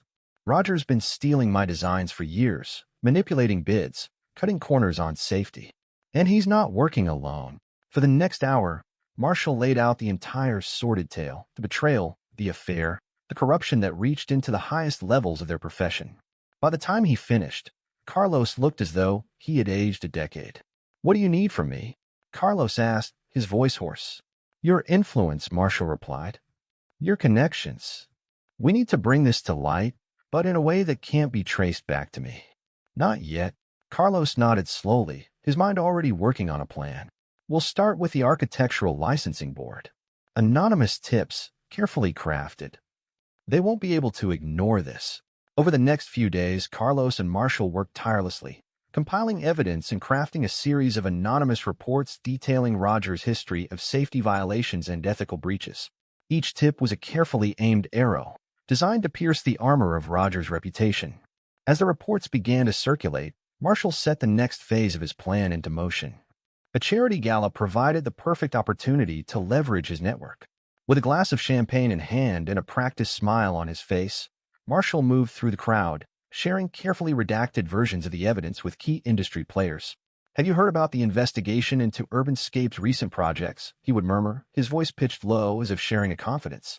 "I can't say much, but, well, let's just say I wouldn't want my name associated with anything coming out of that firm right now." The whispers spread like wildfire through the gala, each conversation adding fuel to the growing inferno that threatened to consume Roger's career. Meanwhile, Nina had been working her own magic. Her fingers flew across her keyboard, her eyes scanning line after line of code as she wormed her way into Roger's email account. "Jackpot," she whispered, a triumphant grin spreading across her face as she uncovered a goldmine of incriminating correspondence between Roger, Ruby, and Frederick. Marshall leaned over her shoulder, his eyes narrowing as he read the damning messages. "Send copies of the most incriminating ones to Roger's top clients," he instructed. "Anonymously, of course. Let's make sure his professional downfall is complete." Within weeks, the effects of their calculated assault became apparent. Roger's once bustling office grew quiet as clients dropped him one by one. His bids, once considered shoo-ins for major projects, were now routinely rejected. The man who had once strutted through industry events like a peacock now skulked in the shadows, his face haggard and his eyes haunted. Marshall watched it all unfold with a satisfaction. This was just the beginning, he thought. The storm was gathering, and Roger had no idea of the devastation that was yet to come. Lorraine's living room had become a war room, every surface covered with financial documents, laptops humming with activity. The retired forensic accountant stood before a large whiteboard, her sharp eyes tracing the web of transactions she had uncovered. "It's worse than we thought," she said, her voice tight with anger. "Ruby, Roger, and several shell companies, they've been running a complex money laundering scheme for years." Marshall's jaw clenched as he absorbed the information. "How much?" "Millions," Lorraine replied, her voice barely above a whisper. "They've been siphoning funds from your joint accounts, from project budgets, from everywhere they could get their hands on." Marshall nodded, his face a mask of cold determination. Time to cut off their supply. The next morning found Marshall in a sleek conference room at his bank's headquarters. Across from him sat the head of the fraud department, a severe-looking woman named Janet Cho. "Mr. Buford," Janet began, her voice clipped and professional. "You understand the seriousness of these allegations?" Marshall met her gaze steadily. "I do. And I have irrefutable evidence to back them up." For the next 2 hours, Marshall laid out the case against Ruby, presenting bank statements, transfer records, and a detailed timeline of the embezzlement. By the time he finished, Janet's professional demeanor had cracked, revealing a mix of shock and outrage. "We'll freeze all shared assets and credit lines immediately," she assured him, her fingers already flying over her keyboard. "Mrs. Buford won't be able to access a penny." As Marshall left the bank, a small, vindictive part of him wished he could see Ruby's face when her cards were declined. He didn't have to wait long for that satisfaction. That evening, Nina's surveillance program pinged with an alert. Ruby just tried to check into the Ritz-Carlton, she reported, a hint of glee in her voice. Her card was declined. All of them. Marshall allowed himself a small, cold smile as he imagined Ruby's panic, her growing realization that her carefully constructed world was crumbling around her. But he wasn't done yet. The next morning, he met with his lawyer, a shark of a woman named Evelyn Roth. "I want to file for divorce," Marshall stated without preamble. On ground of infidelity and financial fraud. Evelyn's eyebrows rose slightly, but she nodded. "With the evidence you've presented, we can ensure she receives nothing in the settlement. It'll be the nail in her financial coffin."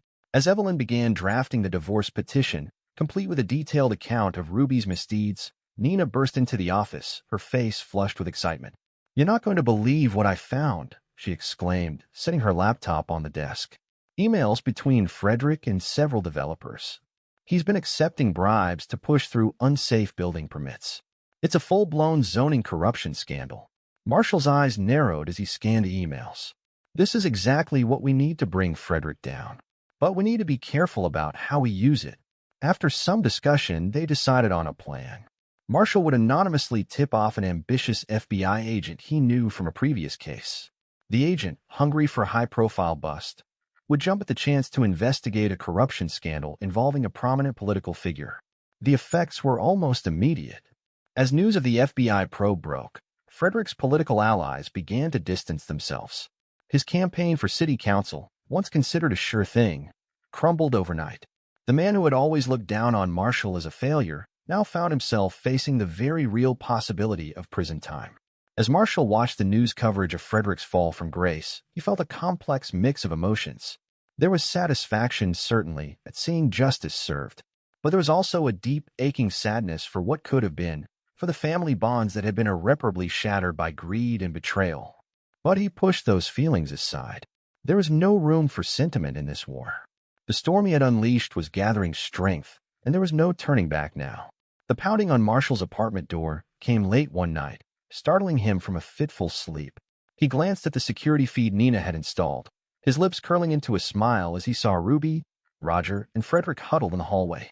"Right on time," he murmured, pressing a button to activate the hidden cameras throughout the apartment. He opened the door calmly, stepping aside as the trio burst in.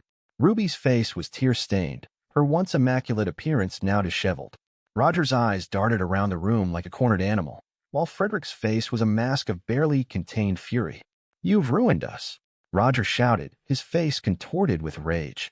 He took a menacing step towards Marshall, his fists clenched at his sides. Ruby grabbed Roger's arm, holding him back. "How could you do this to your own family?" she cried, tears streaming down her face. "We're supposed to love each other, support each other." Marshall let out a harsh laugh. "Love? Support? Is that what you call fucking my so-called friend behind my back? Is that what you call stealing my designs, sabotaging my career?" Frederick stepped forward, his voice low and threatening. "You ungrateful little shit. After everything I've done for you, everything you've done for me?" Marshall cut him off. "You mean like taking bribes to push through unsafe building permits? Like putting people's lives at risk for your own gain?" The color drained from Frederick's face. "How did you?" But Marshall was already moving, retrieving a small device from his desk. With the press of a button, the room filled with audio recordings, Ruby and Roger laughing about their affair, Frederick discussing bribes with developers. "I've only just begun," Marshall said coldly, his voice cutting through their shocked silence. "Everything you've done, every lie, every betrayal, it all comes out now." Roger, his face twisted with fury, lunged at Marshall. But Marshall was prepared. He sidestepped smoothly, watching with satisfaction as Roger crashed into a nearby table. The entire incident was caught on camera, another piece of evidence to add to his growing collection. As the trio stood there, stunned and defeated, Marshall's parting words hung in the air like a death sentence. "You thought I was weak, a failure. Remember this moment when you realized how wrong you were." They left in silence, the fight drained out of them. As the door closed behind them, Marshall let out a long, shaky breath. The confrontation had gone exactly as he'd planned, but the emotional toll was higher than he'd anticipated. He sank into a chair, suddenly feeling every bit of the exhaustion that had been building over the past weeks. The storm he had unleashed was reaching its peak, and there was no turning back now. But as he sat there in the quiet of his apartment, Marshall allowed himself a moment to mourn, not for the people who had betrayed him, but for the man he had once been, the trust he had lost, the innocence that could never be regained. Tomorrow, he knew, the war would continue. But for tonight, in the aftermath of this confrontation, Marshall let himself feel the full weight of what he had lost and what he had become. The town hall stood like a sentinel at the heart of the community, its weathered brick facade a testament to the countless meetings and gatherings it had hosted over the years.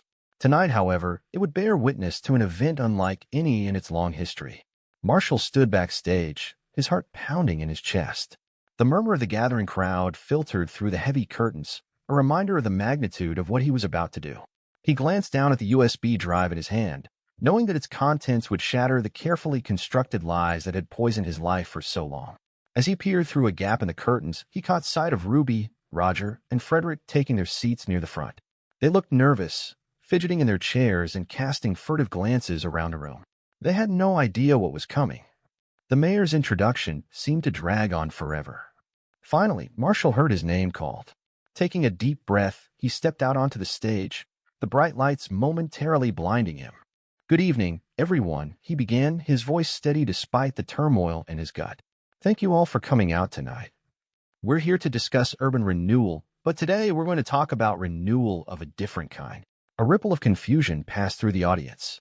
Marshall caught Ruby's eye for a moment, saw the flash of fear that crossed her face. Good, he thought. She should be afraid. With a click of the remote, the first slide appeared on the screen behind him.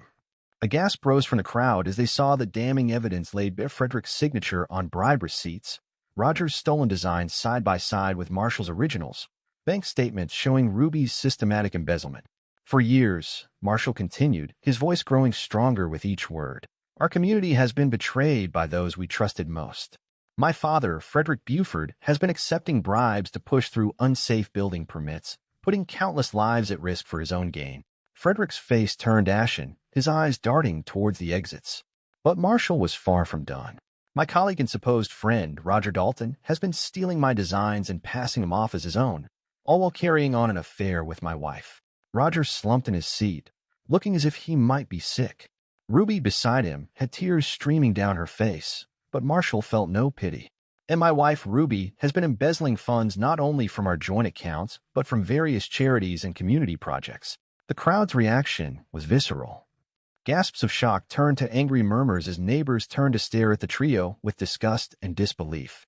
Marshall could see the moment when the full weight of their actions crashed down upon them.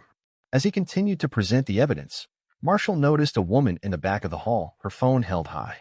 It was Bridget Chen, a local reporter known for her tenacious pursuit of the truth. She was live streaming the entire event, ensuring that this scandal would reach far beyond the walls of the town hall. The live stream seemed to open a floodgate.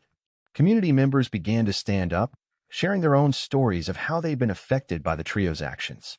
My son was injured when that new apartment complex collapsed. One woman cried out, pointing an accusing finger at Frederick. You approved those faulty designs. The Youth Center Renovation Fund. Another man shouted, his voice thick with emotion. Ruby, you told us the money had been stolen. It was you all along. As the accusations flew, Ruby, Roger, and Frederick seemed to shrink in their seats. They exchanged panicked glances, clearly realizing that their carefully constructed world was crumbling around them. Unable to bear the onslaught any longer, they stood and made a desperate dash for the exit. But their escape was cut short as they were met at the doors by a wall of angry citizens and a swarm of reporters, alerted by Bridget's live stream. Marshall watched from the stage as the three people who had betrayed him so thoroughly were engulfed by the crowd. A part of him felt a satisfaction at their downfall, but another part, a part he thought long dead, felt a twinge of something else. Not quite regret, but a sadness for what could have been. As the chaos unfolded, Marshall slipped quietly off the stage. His part in this drama was done. The truth was out, and now it would take on a life of its own. He stepped out into the cool night air, leaving behind the shouts and recriminations. For the first time in months, he felt a weight lift from his shoulders. The lies had been exposed, the betrayals laid bare. Now, perhaps, he could finally begin to move forward. The aftermath of the town hall meeting was a whirlwind of media frenzy and legal proceedings. Marshall found himself at the center of a storm he had created, fielding calls from reporters and investigators alike. But amidst the chaos, an unexpected call came through. Mr. Buford? This is Yuki Tanaka from EcoVision Architects in Tokyo. Marshall's brow furrowed in confusion. Ms. Tanaka? I'm not sure I understand. I've seen your designs, Mr. Buford. The ones that Roger Dalton claimed as his own. They're revolutionary. We've been looking for someone with your vision to lead our new eco-friendly development project in Osaka. Marshall felt a surge of emotions, surprise, pride, and a glimmer of hope he hadn't felt in a long time. I'm flattered, Ms. Tanaka, but how did you? The scandal has gone global, Mr. Buford. Your integrity in exposing the corruption, combined with the brilliance of your work, has caught the attention of many in our industry. We at EcoVision believe in second chances and new beginnings. We'd like to offer you that chance. As Yuki outlined the details of the project, Marshall felt a spark of excitement he thought he'd lost forever. This was an opportunity to start fresh, to rebuild his career and his life on his own terms. I'll need some time to consider your offer, Ms. Tanaka, Marshall said, his mind already racing with possibilities. Of course. Take all the time you need. We believe you're the right person for this project, Mr. Buford. We'll be waiting for your decision. After hanging up, Marshall sat in silence for a long moment, contemplating the unexpected turn his life had taken. Then, almost on autopilot, he found himself driving to his childhood home. The old family home stood empty, a hollow shell of what it once was. As Marshall pushed open the front door, the hinges creaked in protest, as if the house itself was reluctant to admit him. Dust motes danced in the shafts of sunlight that pierced the gloom, settling on the bare floors where furniture had once stood. The house looked different somehow, smaller and more worn than he remembered. A figure emerged from the shadows of the porch. It was Ruby, looking like a ghost of her former self. "Marshall," she whispered, her voice cracking. I've changed. Please, can't we start over?" She reached out for him, her eyes pleading, but Marshall took a step back. He looked at her, really looked at her, and saw not the woman he had loved, but a stranger wearing her face. "The time for that has long passed, Ruby," he said, his voice firm but not unkind. "I'm not the man you thought you could fool anymore." Ruby's face crumpled, tears welling in her eyes. But Marshall had no comfort to offer her. He moved past her, entering the house to collect the last of his belongings. A figure stumbled out from the behind. It was Roger, disheveled and reeking of alcohol. "Marshall, please," Roger slurred, falling to his knees. "I'll confess. I'll tell everyone it was all me. Just call off the professional wolves. I'm ruined, man. Ruined." Marshall looked down at the pathetic figure before him, feeling a complex mix of emotions: anger, pity, disgust. "Your confession means nothing now, Roger," he said quietly. "The truth has a way of coming out, with or without you." Frederick's car pulled over in a driveway, all three of them together meeting Marshall one last time. Ruby, Roger, and Frederick filed in behind him, their footsteps echoing in the emptiness. The weight of their actions hung heavy in the air, almost palpable in its intensity. "I wanted you to see the consequences of your betrayal," Marshall began, his voice steady and cold. "This empty house is a monument to the lies you've built your lives upon." Ruby flinched at his words, her eyes darting around the barren living room as if searching for ghosts of happier times. Roger stood with his head bowed, unable to meet Marshall's gaze. Frederick, however, met his son's eyes defiantly, though the tremor in his hands betrayed his unease. "I've made a decision," Marshall continued. "I'm accepting a position in Osaka. A chance to start over, to build something meaningful." "You're leaving?" Ruby's voice was barely above a whisper, thick with unshed tears. Marshall nodded. "I'm choosing to move forward. I'm not seeking your forgiveness, nor am I offering mine, but I am choosing to leave the past where it belongs." He paused, letting his words sink in. Then, with a hint of satisfaction, he delivered the final blow. "I've donated a significant portion of the recovered assets to a foundation supporting victims of fraud and betrayal." It seemed fitting, given the circumstances. The news hit them like a physical blow. Frederick's face turned red with anger, while Ruby let out a choked sob. Roger simply looked defeated, as if the last of his spirit had been crushed. For a moment, silence reigned. Then, to everyone's surprise, Frederick spoke up, his voice uncharacteristically subdued. "Son, I was wrong about you. About everything." Marshall studied his father's face, searching for any hint of deception. But for perhaps the first time in Frederick's life, his words rang true. Marshall nodded, acknowledging his father's words but not accepting them as absolution. "Goodbye," he said simply, turning towards the door. As he stepped out onto the porch, leaving behind the wreckage of his old life, Marshall felt a sense of lightness he hadn't experienced in years. The sun was setting, painting the sky in hues of orange and pink, a fitting backdrop for this final chapter. He climbed into his car, casting one last glance at the house in his rearview mirror. As he pulled away, the cityscape began to fade, replaced by the promise of a new horizon. The road ahead was long, and Marshall knew the journey wouldn't be easy. The scars of betrayal ran deep, and trust would not come easily again. But as the miles rolled by, he felt a growing sense of possibility. In the end, he reflected, the greatest revenge wasn't in destroying those who had wronged him. It was in rising above their betrayal and building a life they could never touch or taint. The future stretched out before him, a blank canvas waiting to be filled. As the last vestiges of his old life disappeared in the rearview mirror, Marshall allowed himself a small smile. The storm had passed, and though the damage it had wrought would take time to heal, he was finally free to chart his own course. The road wound on, carrying him towards Osaka, towards new challenges and opportunities. And for the first time in a long time, Marshall Buford looked to the future not with dread, but with hope. This is where our story comes to an end. Share your thoughts in the comment section. Thanks for your time. If you enjoy the story, please subscribe to this channel. Click on the video you see on the screen, and I will see you there.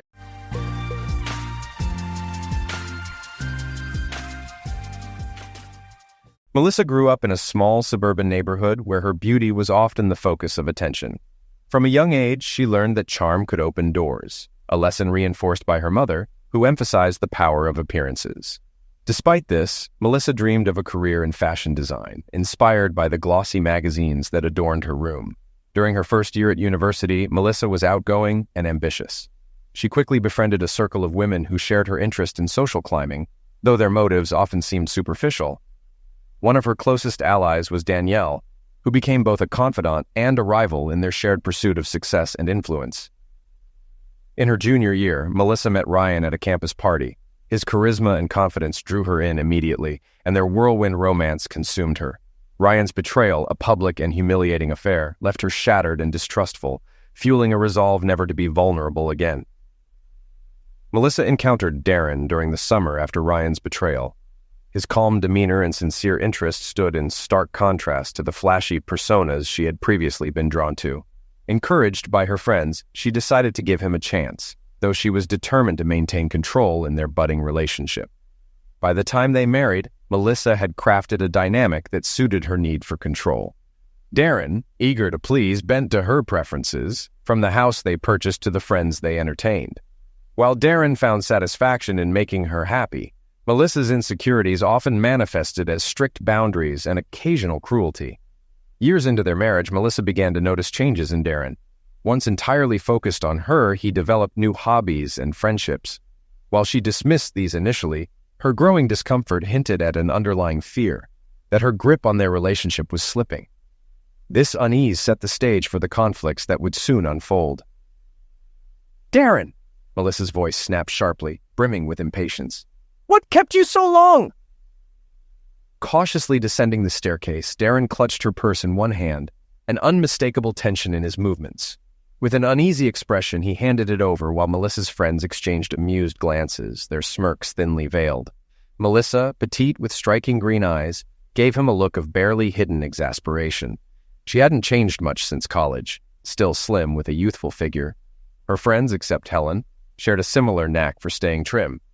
Helen, however, was a bit heavier, with modest clothing and unbleached dark hair, contrasting with the others' bold, short skirts. Darren often wondered why Helen hung out with this group, or why they kept her around. She didn't fit in. While the others, especially Melissa, drank freely, Helen abstained. Perhaps she was the designated driver. That seemed the only plausible reason. "Honestly, Darren," Melissa said sharply, "you should be glad I'm leaving. It gives me a break from this damn cave." She gestured to the spacious 4-bedroom house she had insisted they buy 5 years ago. "And it gives you time for your little friends, but don't let them into my house." Without waiting for a reply, she held out her hand. "Now, the money." Darren hesitated, then handed over his wallet. She took all the cash without a second thought. Smirking, she added, "If you're lucky, and I'm not too tired when I get back, maybe you'll get lucky. That is, unless I meet someone better." Her laugh rang out, joined by her friends. Except Helen. Darren said nothing as Melissa and her friends piled into the new Honda he'd bought her weeks earlier. He watched them drive off, sighed, and went back inside. After tidying up, he loaded his Jeep with tools and auto parts and headed across town to work on a project. In the car, the mood shifted. Helen, silent until now, spoke up. "Melissa, why are you so hard on Darren? He must love you a lot to put up with this. Don't you love him?" Melissa stayed quiet, but Danielle, another slim blonde, jumped in. "Love doesn't matter. Marriage is about control." Sandra laughed. "Melissa's just keeping control in her marriage. Helen, you still don't get it, do you? The wife makes the rules." Melissa remained lost in thought. She did love Darren, in her own way.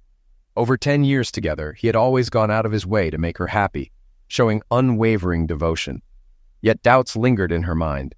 Her thoughts drifted back to college and Ryan, the charismatic guy who had once swept her off her feet during a painful breakup. He had taken her to a romantic dinner, followed by a walk on the beach, where they made love under the stars. He'd promised to call, but days later, she saw him with another girl. The humiliation still stung. She had been just another conquest. Even now, memories of Ryan mixed with her doubts about Darren, leaving her feeling unsettled despite everything he had done for her. Melissa locked herself in her room, crying for days. It took weeks before she returned to class, and she avoided dating for the rest of the semester. During summer break, she stuck to group outings. By fall, her senior year, she still refused to date until she met Darren. Darren was different, kind, respectful, and genuinely interested in her. Her friends encouraged her to give him a chance. Initially, Melissa tested him with challenges she thought he'd never overcome, but Darren proved his dedication every time. Eventually, she agreed to a date, though she warned him not to expect much. Her friends were stunned by her guarded reaction, cautioning that Darren wouldn't wait forever. When he didn't call the next day, Melissa realized she wanted him. Breaking her own rules, she called him, thrilled when he canceled another date to see her. From then on, their dynamic was set. Darren worked tirelessly for her approval, while Melissa maintained control. She withheld affection deliberately. No kiss until the 5th date, no real closeness until after their wedding. Even after years of marriage, Melissa dictated the terms of their relationship. Darren never complained, though her behavior left little room for compromise. Recently, however, new friends and hobbies began shifting his perspective. Darren had developed an interest in cars, meeting people through the hobby, including Tim and Elaine Matthews, a couple he admired. After much pleading, Melissa agreed to meet them, curious about their influence on her husband. Tim and Elaine lived in a lovely home with their daughter, Krista. Their relationship surprised Melissa. Instead of controlling each other, they showed genuine affection. Tim's casual touches and Elaine's warm responses unsettled her. Elaine even kissed Tim openly in front of guests, something Melissa couldn't fathom. As the evening unfolded, Melissa watched, perplexed. Elaine sat on Tim's lap, unfazed by their company. Meanwhile, Krista wandered into the garage, climbing into Tim's muscle car. Neither parent seemed worried, adding to Melissa's confusion. Then Elaine made an announcement that stunned everyone. She was pregnant again. Tim's joy was obvious, and Melissa noted how quickly the couple shifted focus to their family. Even weeks later, the visit lingered in her mind, challenging her understanding of relationships. Melissa's own marriage contrasted sharply. Though she hadn't cheated on Darren, she liked keeping him unsure, reminding him she could find someone else. But seeing Tim and Elaine's closeness made her question her approach. Absent-mindedly, she rubbed her stomach, lost in thought. Meanwhile, Darren drove to Tim and Elaine's garage to work on a project. Elaine greeted him warmly, offering to let him start without Tim, who was working late. Darren hesitated but decided to stay, appreciating their kindness. He admired their relationship, longing for similar warmth in his own marriage. Despite his admiration, Melissa dismissed the Matthews as strange, forbidding Darren from inviting them over. She insisted their dynamic had no place in her marriage, ensuring her control remained intact. Yet both Melissa and Darren couldn't ignore the growing gap between them, sparked by the contrasting examples around them. That evening, Melissa and her friends stepped into the packed club, exuding an air of theatrical flair as they claimed a table. It was karaoke night, Melissa's favorite pastime. She relished watching amateurs try to charm the crowd. This club's twist was a live band accompanying the singers, a feature she particularly enjoyed. The first acts were predictably awful but amusing, escaping the stage before the crowd could turn cruel. As the night progressed, the audience grew harsher, mocking the poor performances. Melissa sipped her drink, seated beside a man who had been pursuing her for months. Occasionally, she let him kiss her or touch her chest despite Darren, but it never went further. Sandra returned to the table with a disheveled man Melissa didn't recognize. Her smeared makeup and his satisfied grin left no doubt about where they had been. "Oh no," Helen muttered. "Relax," Melissa said, rolling her eyes. "Sandra always does this." "Not her," Helen replied, gesturing toward the stage. "Look." Melissa turned her gaze to a tall woman holding the microphone. She had long dark hair like Helen, but was slimmer, with striking features and legs that drew attention. The crowd began booing before she even started. "I didn't know Jessica was coming tonight," Helen murmured, her voice tense. "Who's Jessica?" Melissa asked. "My sister," Helen said flatly, her eyes glued to the stage. Jessica began singing, her powerful, clear voice instantly silencing the room. She captivated the audience, winning over even the loudest hecklers. By the time she finished, the crowd erupted in applause. "Your sister can sing?" Melissa asked, surprised. "Yes," Helen replied, her tone tinged with pride. "She tried recording once but couldn't find songs that fit her voice. Music wasn't her passion anyway, it was all for her ex. She's more into cars." Jessica soon joined their table, hugging Helen warmly. Her confident presence turned heads as she surveyed the group. Danielle was perched on a man's lap, giggling, while Sandra's companion bore lipstick marks matching her own. Melissa batted away the wandering hands of her persistent admirer. Jessica smirked. "Quite the party here," she remarked, her gaze lingering on Melissa briefly. When Melissa returned home, Darren was already asleep, an unusual occurrence. He usually waited up for her either to ensure she wasn't with someone else or to see if she was in the mood. Tonight, he hadn't bothered. Melissa felt a strange unease as she slid into bed, her mind drifting to the Matthews family. For a fleeting moment, she considered stopping her birth control and letting Darren father a child. The idea stirred unexpected vulnerability. Glancing at Darren, peaceful and clutching her pillow, she thought, "Darren, he really must love me. Darren." Tears welled up, but she quickly pushed the feeling aside. Vulnerability wasn't an option. "Darren, why didn't you put the dishes away?" she suddenly shouted, waking him. "Sorry," he mumbled groggily. "I had a late meeting and—" "I don't want excuses," she snapped. "I want my kitchen clean." Without arguing, Darren got up and went to the kitchen. Melissa watched him go, noticing his strong build. She had woken him partly because she wanted him awake for closeness. She waited in bed, wearing only her bra and undergarments. When Darren returned, he paused in the doorway, his eyes scanning her smudged lipstick and flushed chest. For a moment, she thought she saw desire in his gaze, but he shook his head and left without a word. Melissa was stunned. She expected him to come back, but woke alone the next morning. Darren hadn't returned to their room or said goodbye before leaving for work. Dismissing it, she focused on her day, tanning and working out to stay in shape. After all, she thought, Darren wouldn't want her if she let herself go. At his office, Darren arrived early, his emotions boiling over. After years of enduring Melissa's cruelty and indifference, last night had pushed him too far. Convinced she had finally cheated and flaunted it, he realized he couldn't take it anymore. Being alone had to be better than living like this. Darren picked up the phone and called Ryan, an old friend and divorce lawyer. Ryan wasn't surprised when Darren explained the situation. "I'm shocked it took you this long," Ryan said.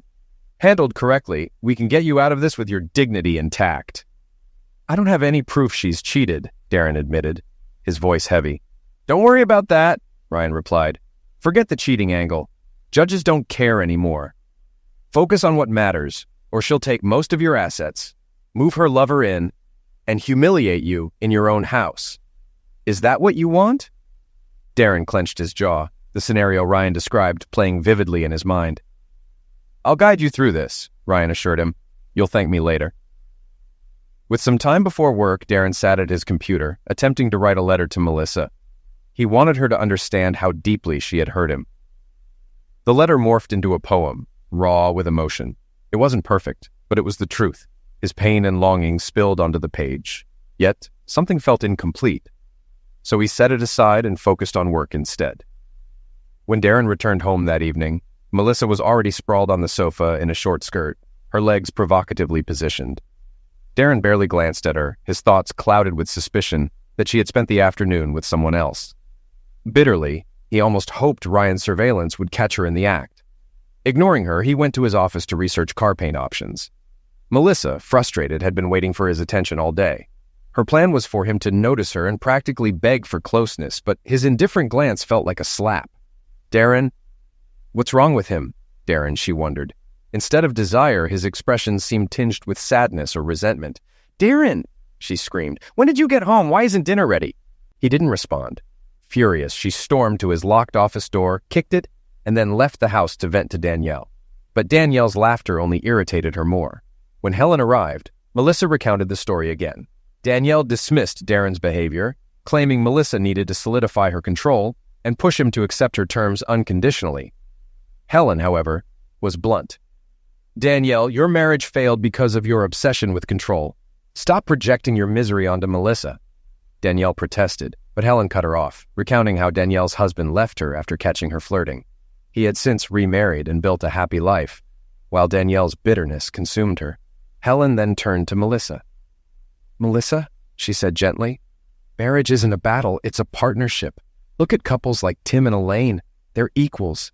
They love each other deeply because they work together, not against each other. Melissa thought of Tim and Elaine, their easy affection and genuine love. She realized she didn't know how to bridge the gap in her own marriage, or even where to begin. Ease up on Darren, Helen advised. Stop trying to control everything. If you don't, you'll lose him just like Danielle lost her husband, and you'll end up alone and bitter too. Melissa sat silently, Helen's words weighing heavily on her. For the first time, she wondered if it was time to change. Their conversation was interrupted by the doorbell. Darren emerged from his office just as Melissa went to answer it. Hey, Darren, Helen said warmly. How's it going? Not great, he replied, sounding defeated. I can't find anyone to paint my car. Helen noticed his downcast mood and sensed the issue ran deeper than a car. She quickly jotted down a number on a notepad. Her name is Jessica, she said, handing it to him. Tell her I sent you. She'll take care of you. Thanks, Darren said, his voice subdued. Helen added gently, Darren, you're a good guy. It's okay to stand up for yourself sometimes. You don't always have to give in. Melissa returned, noticing their conversation. We need to go, she told Helen curtly. Danielle has some emergency. Helen raised an eyebrow. I'm going home. Screw Danielle and her drama. She told me to get my fat A out of her house. I see no reason to go back. Later, Melissa arrived at Danielle's house to find her lying on the couch with a compress on her head, looking miserable. Sandra was there, but quickly made her exit, muttering about a date. Where's Helen? Danielle groaned. Melissa raised an eyebrow. Remember when you told her to leave your house? That's not what I meant, Danielle snapped. Sandra chimed in. Her ex's new wife is pregnant again, and he named the baby after Danielle's mom. Now her mom's the godmother and rubbing it in her face. That's why she's upset. Melissa spent the evening listening to Danielle rant about her ex-husband, who had moved on and built a happy life. Danielle lamented not having the control over him that Melissa seemed to have over Darren. As Melissa listened, her resentment toward Darren simmered, and she decided he needed to pay for not giving in to her the previous night. Meanwhile, Darren reviewed recordings from the house. They mostly captured Melissa yelling at him, but Helen's words about standing up for himself stuck with him. Encouraged, he called the number Helen had given him. Jessica invited him to her garage to discuss the car paint. At the garage, Jessica greeted Darren warmly and gave him a tour, showing him the paint booth and her past projects. One photo caught his eye, a Mustang with a custom purple paint job that belonged to Tim. Darren asked if she could replicate the color with white stripes, and Jessica agreed enthusiastically. Their conversation flowed easily, revealing shared interests beyond the car. The faint sound of guitar music drifted through the garage. Jessica smiled. Sorry, I invited some friends for a jam session. Darren smiled back. I enjoyed talking to you, not just about the car. Jessica's expression shifted when Darren mentioned Melissa, her pity evident. She thought it was a shame Melissa treated him so poorly when he was clearly a good man. What? Darren asked, noticing her reaction. Nothing, Jessica said quickly. We're trying to write something tonight. None of us are great songwriters, but we love playing. Mind if I stay and listen? Darren asked. Of course, Jessica said, smiling. The evening had an almost magical feel. Jessica sang a few familiar songs and the group attempted original material, but something always felt off. As the night wound down, Jessica joked that they were probably just a cover band. I don't know, Darren said. You just need the right song. Jessica shrugged. People have been saying that for years. Music's more of a hobby. I do it for my friends. If I didn't, they'd replace me and life would go on. You're really good, though, Darren insisted. Jessica hesitated. Want something to eat? Oh, wait, you're married. Not for much longer, Darren admitted. My lawyer is working on the divorce papers. Jessica paused. So you already know? Know what? Darren asked. Jessica smiled faintly. I stay neutral. I don't meddle in other people's wars. This isn't a war, Darren replied. A war takes two sides fighting. This is more like a rebellion, my act of emancipation. Jessica looked at him, curious. Don't take my word for it, Darren added. Ask your sister about my marriage to Melissa. She knows it's always been Melissa's way or no way. The last few days just confirmed what I should have realized years ago. Darren and Jessica spent hours talking, sharing stories about their failed marriages. Jessica confided that her ex-husband, despite having a beautiful wife, couldn't resist his fans' attention. Darren felt a connection he hadn't felt in years. When Darren finally returned home near midnight, Melissa was on the couch in a nearly transparent nightgown, clearly meant to provoke him. Where the hell have you been? She demanded. I was checking on my car's paint job, Darren replied calmly. I got caught up talking. If it matters, I'm sorry. You should have been here waiting for me, she snapped. How was I supposed to know that? He asked, his frustration evident. You never told me. You should have known, she shot back. Darren sighed and went upstairs, moving his clothes into the guest room. Melissa followed, yelling at him through the locked door, but he ignored her, jotting down words that poured out of him. The next day at work, he refined the poem, adding stanzas and a chorus, envisioning a melody and guitar riff. Later, his secretary interrupted, saying Melissa was on the phone. Darren told her to take a message, shocking her. He never ignored Melissa's calls. Minutes later, Darren called Jessica instead. Hey, how much will the paint job cost? He asked. You cover the paint and I'll do it for free, Jessica offered. No, I'll pay, Darren insisted.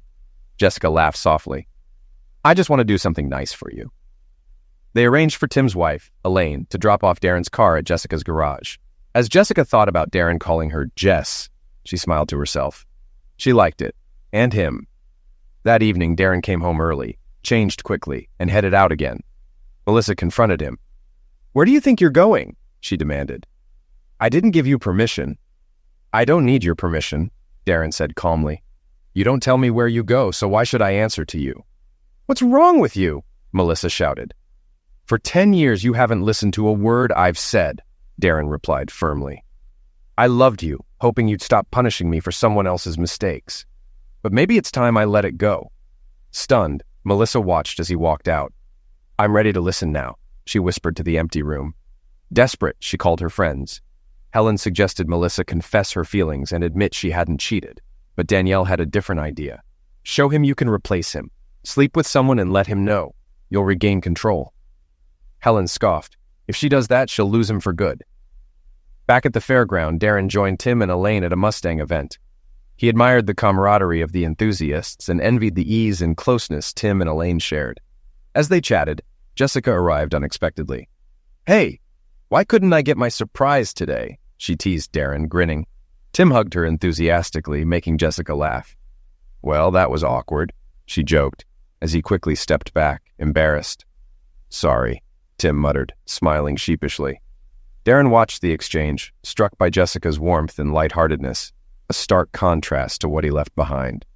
Jessica joined them for the rest of the evening, and as night fell, they sat on the grass watching fireworks. Darren couldn't help but notice how Tim and Elaine leaned into each other, their daughter asleep on their shared lap, a perfect picture of happiness. Jealous? Jessica asked softly. Very, Darren admitted. Me too, she replied, her voice barely above a whisper. In the following days, Darren and Jessica didn't meet. Darren was busy finishing a song he had been working on, while Jessica focused on painting his car.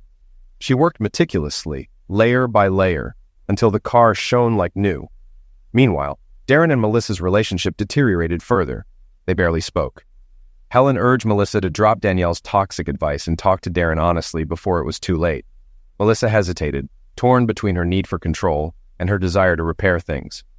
One evening, Darren called Jessica. Don't you want to finalize your divorce first? She teased when he hinted at his plans. Ha ha, he replied. Ryan has the papers ready. I just need to decide when to serve them. Jessica informed him the car was finished. "You'll need to add the grill and a few touches, but it's ready for its first drive."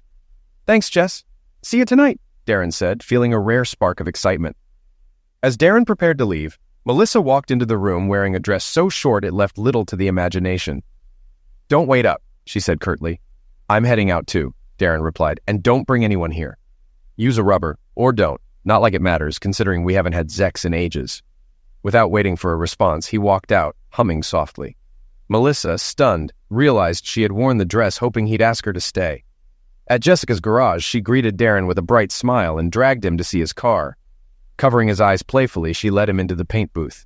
Frustrated by their height difference, Darren scooped her up, laughing. "Are you nervous?" Jessica teased. "A little," Darren admitted. When Jessica finally let him see the car, Darren was awestruck. The bright yellow paint glowed under the lights, the white stripes gleaming against the base coat. "The stripes are painted, not decals," Jessica explained proudly. "They're seamless." Overcome with gratitude, Darren leaned in and kissed her. Jessica hesitated but quickly gave in, her passion surprising even herself. Between kisses, she murmured, "Helen is going to eliminate me." Jessica's hands brushed a lump in Darren's jacket pocket. Curious, she pulled out a small box. Inside was a ring, crafted from intricately folded paper. She laughed. "You scared me. I thought—" "What would you say if it were real?" Darren asked seriously. "You'd have to propose to find out," Jessica teased. "It's not a ring," Darren said shyly. "It's a song. For you." Jessica's expression softened. "Most guys say that to get me into bed," she joked, "but they never actually follow through." "This isn't about that," Darren said. "This song is for you." He picked up a guitar and began playing the opening chords. Jessica listened intently, humming along as she read the lyrics. By the time they finished, her expression was a mix of inspiration and trepidation. "This is incredible," she said softly, "but it's also terrifying." Later that evening, Jessica arranged a band rehearsal to try out Darren's song. Beforehand, Darren took her for a ride in his freshly painted convertible, the warm night air adding to the joy of the experience. For the first time in years, Darren felt completely at ease. When he returned home, Melissa was asleep on the couch, still in the short dress she had worn earlier. Darren noticed she wasn't wearing underwear, but he didn't linger. Quietly, he went upstairs, packed an overnight bag, and wrote the note he'd been composing in his mind for days.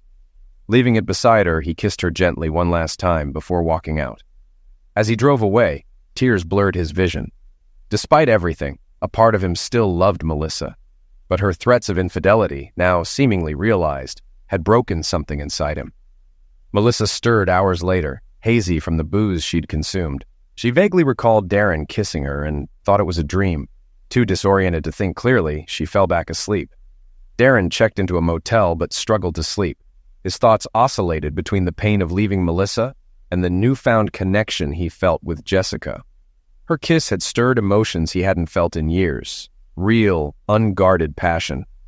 By morning, Darren knew he needed time. He called his secretary to request a few days off and asked Ryan to finalize the divorce papers. Ryan assured him they would be fair but firm, ensuring Darren's financial security while leaving Melissa with enough to rebuild her life. Melissa woke with a pounding headache and an inexplicable sadness. She blamed the booze, but couldn't shake the deeper sense of loss. She realized she had pushed Darren away to protect herself from being hurt, but now she feared it was too late. Determined to make amends, Melissa decided to invite Darren to lunch and have an honest conversation. However, when she entered their bedroom, her resolve crumbled. His drawers were empty, his favorite suits gone, and his bathroom shelf cleared.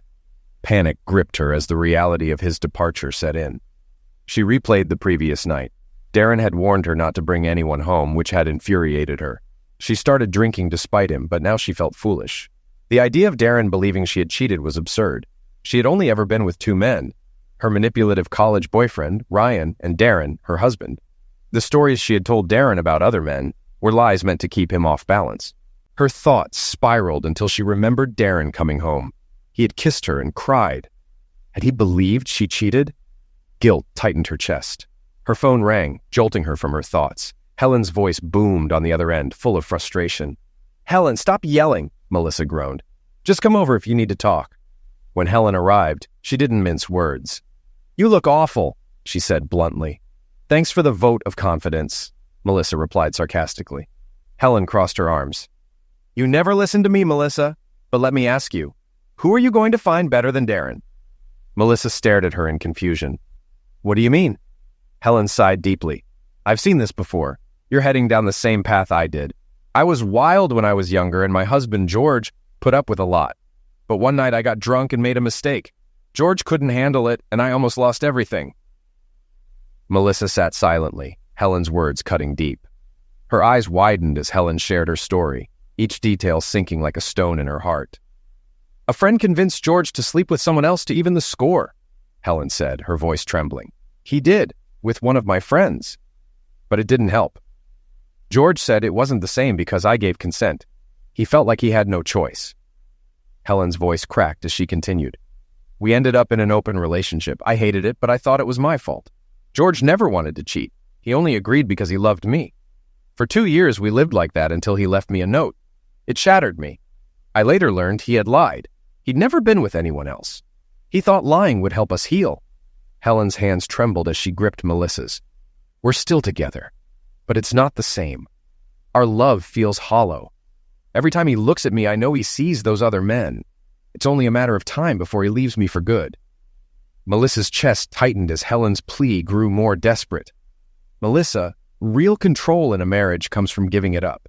Darren loves you, but if you keep this up, you'll lose him.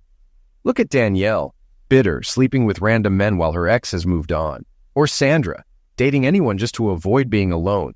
Is that what you want? Melissa tried to push back. Helen, thank you for your advice, but Darren and I still have a chance. I'm going to his office today to have lunch and talk. Helen shook her head. That won't happen, she said bluntly. What do you mean? Melissa asked. Remember my sister, the one who sang at the club? Helen continued.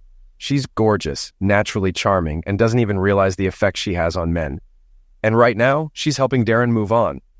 What are you talking about? Melissa demanded, panic rising. They're making memories together, Helen said. She painted his car, he wrote her a song, and they're spending time together. Meanwhile, Darren feels like you've been punishing him for years. He told Jess this morning he's leaving you and filing for divorce. He's devastated. Melissa felt the room spin. What should I do? She asked, her voice shaking.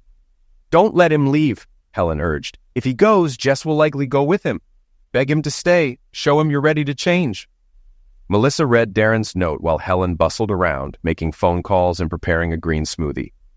As she read, tears streamed down her face. Helen handed her the drink. What is this? Melissa asked. Just drink it, Helen said. It'll help with the hangover. Meanwhile, Darren sat with Jessica, rehearsing her band's rendition of his song. Watching her smile and hearing her voice gave him a sense of peace he hadn't felt in years. Her enthusiasm was genuine, her laughter unforced, and Darren found himself drawn to her light. Can we run the chorus again? Jessica asked.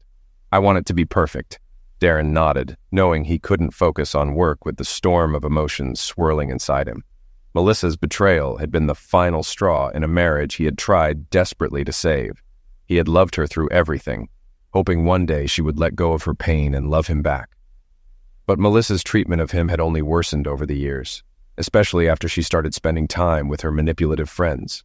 When she began openly threatening infidelity, and then followed through, something in Darren broke. As Jessica sang, Darren realized he had made the right choice to step away. This moment, creating something meaningful with someone who respected and cared for him, was what he had been missing for so long. Darren's fingers danced lightly over the guitar strings, muting them to create the staccato rhythm that began the song. As Jessica sang, she approached him, her voice clear and captivating. Darren listened intently, knowing the words weren't hers, they were his. The song captured everything he wished he could say to Melissa, but he knew she'd never hear it. Last night's betrayal had extinguished any remaining hope for their marriage. This performance wasn't just the start of something new, it was a symbolic end to his past. Jessica had suggested a poetic way to mark this transition. Perform the song at the club where they first connected. Meanwhile, Helen had been frantically calling Jessica all day. Sitting in a waiting room, she tried again. Jessica finally answered. Hey, Helen. Jessie, do you know where Darren is? Helen asked, her tone urgent. Jessica sighed. I could find him if it's important. He's with you, isn't he? Helen accused. You promised to wait. It's out of my hands, Jessica replied calmly. I told you I'd stay away until their marriage was over. After what Melissa did last night, it's over. Please tell me nothing has happened yet, Helen pleaded. Of course not, Jessica snapped. I'm not like Melissa. I don't go to clubs, let strange men grope me, and then tell my partner I'm going to sleep with someone else. Where is he? Helen pressed. Melissa needs to talk to him. I doubt he'll want to talk to her, Jessica said. But if she insists, her best chance is at the club tonight. Darren's performing the song he wrote. For me. We'll be there, Helen said firmly. Jessica added cryptically, it'll be a special night. Dress for it. Meanwhile, in Dr. Agatha Harkness's office, Melissa recounted her story through tears. Agatha, renowned for her ability to repair broken relationships, listened with growing disbelief. Melissa didn't see herself as the problem. She acknowledged treating Darren poorly, but justified her behavior as self-defense against her college heartbreak. Melissa, Agatha said gently, was Darren the one who hurt you in college? No, it was Ryan, Melissa replied, her voice tense. And your behavior now, part of it is a defense mechanism, isn't it? To prevent that pain from happening again? Agatha pressed. I guess so, Melissa admitted. Is it also about revenge for your humiliation? Agatha asked. Maybe, Melissa said hesitantly. Agatha continued, probing Melissa's contradictions. Melissa admitted allowing strangers to touch her at clubs while barring Darren from similar closeness. She insisted Darren loved her and had never mistreated her, yet she had spent years punishing him for another man's betrayal.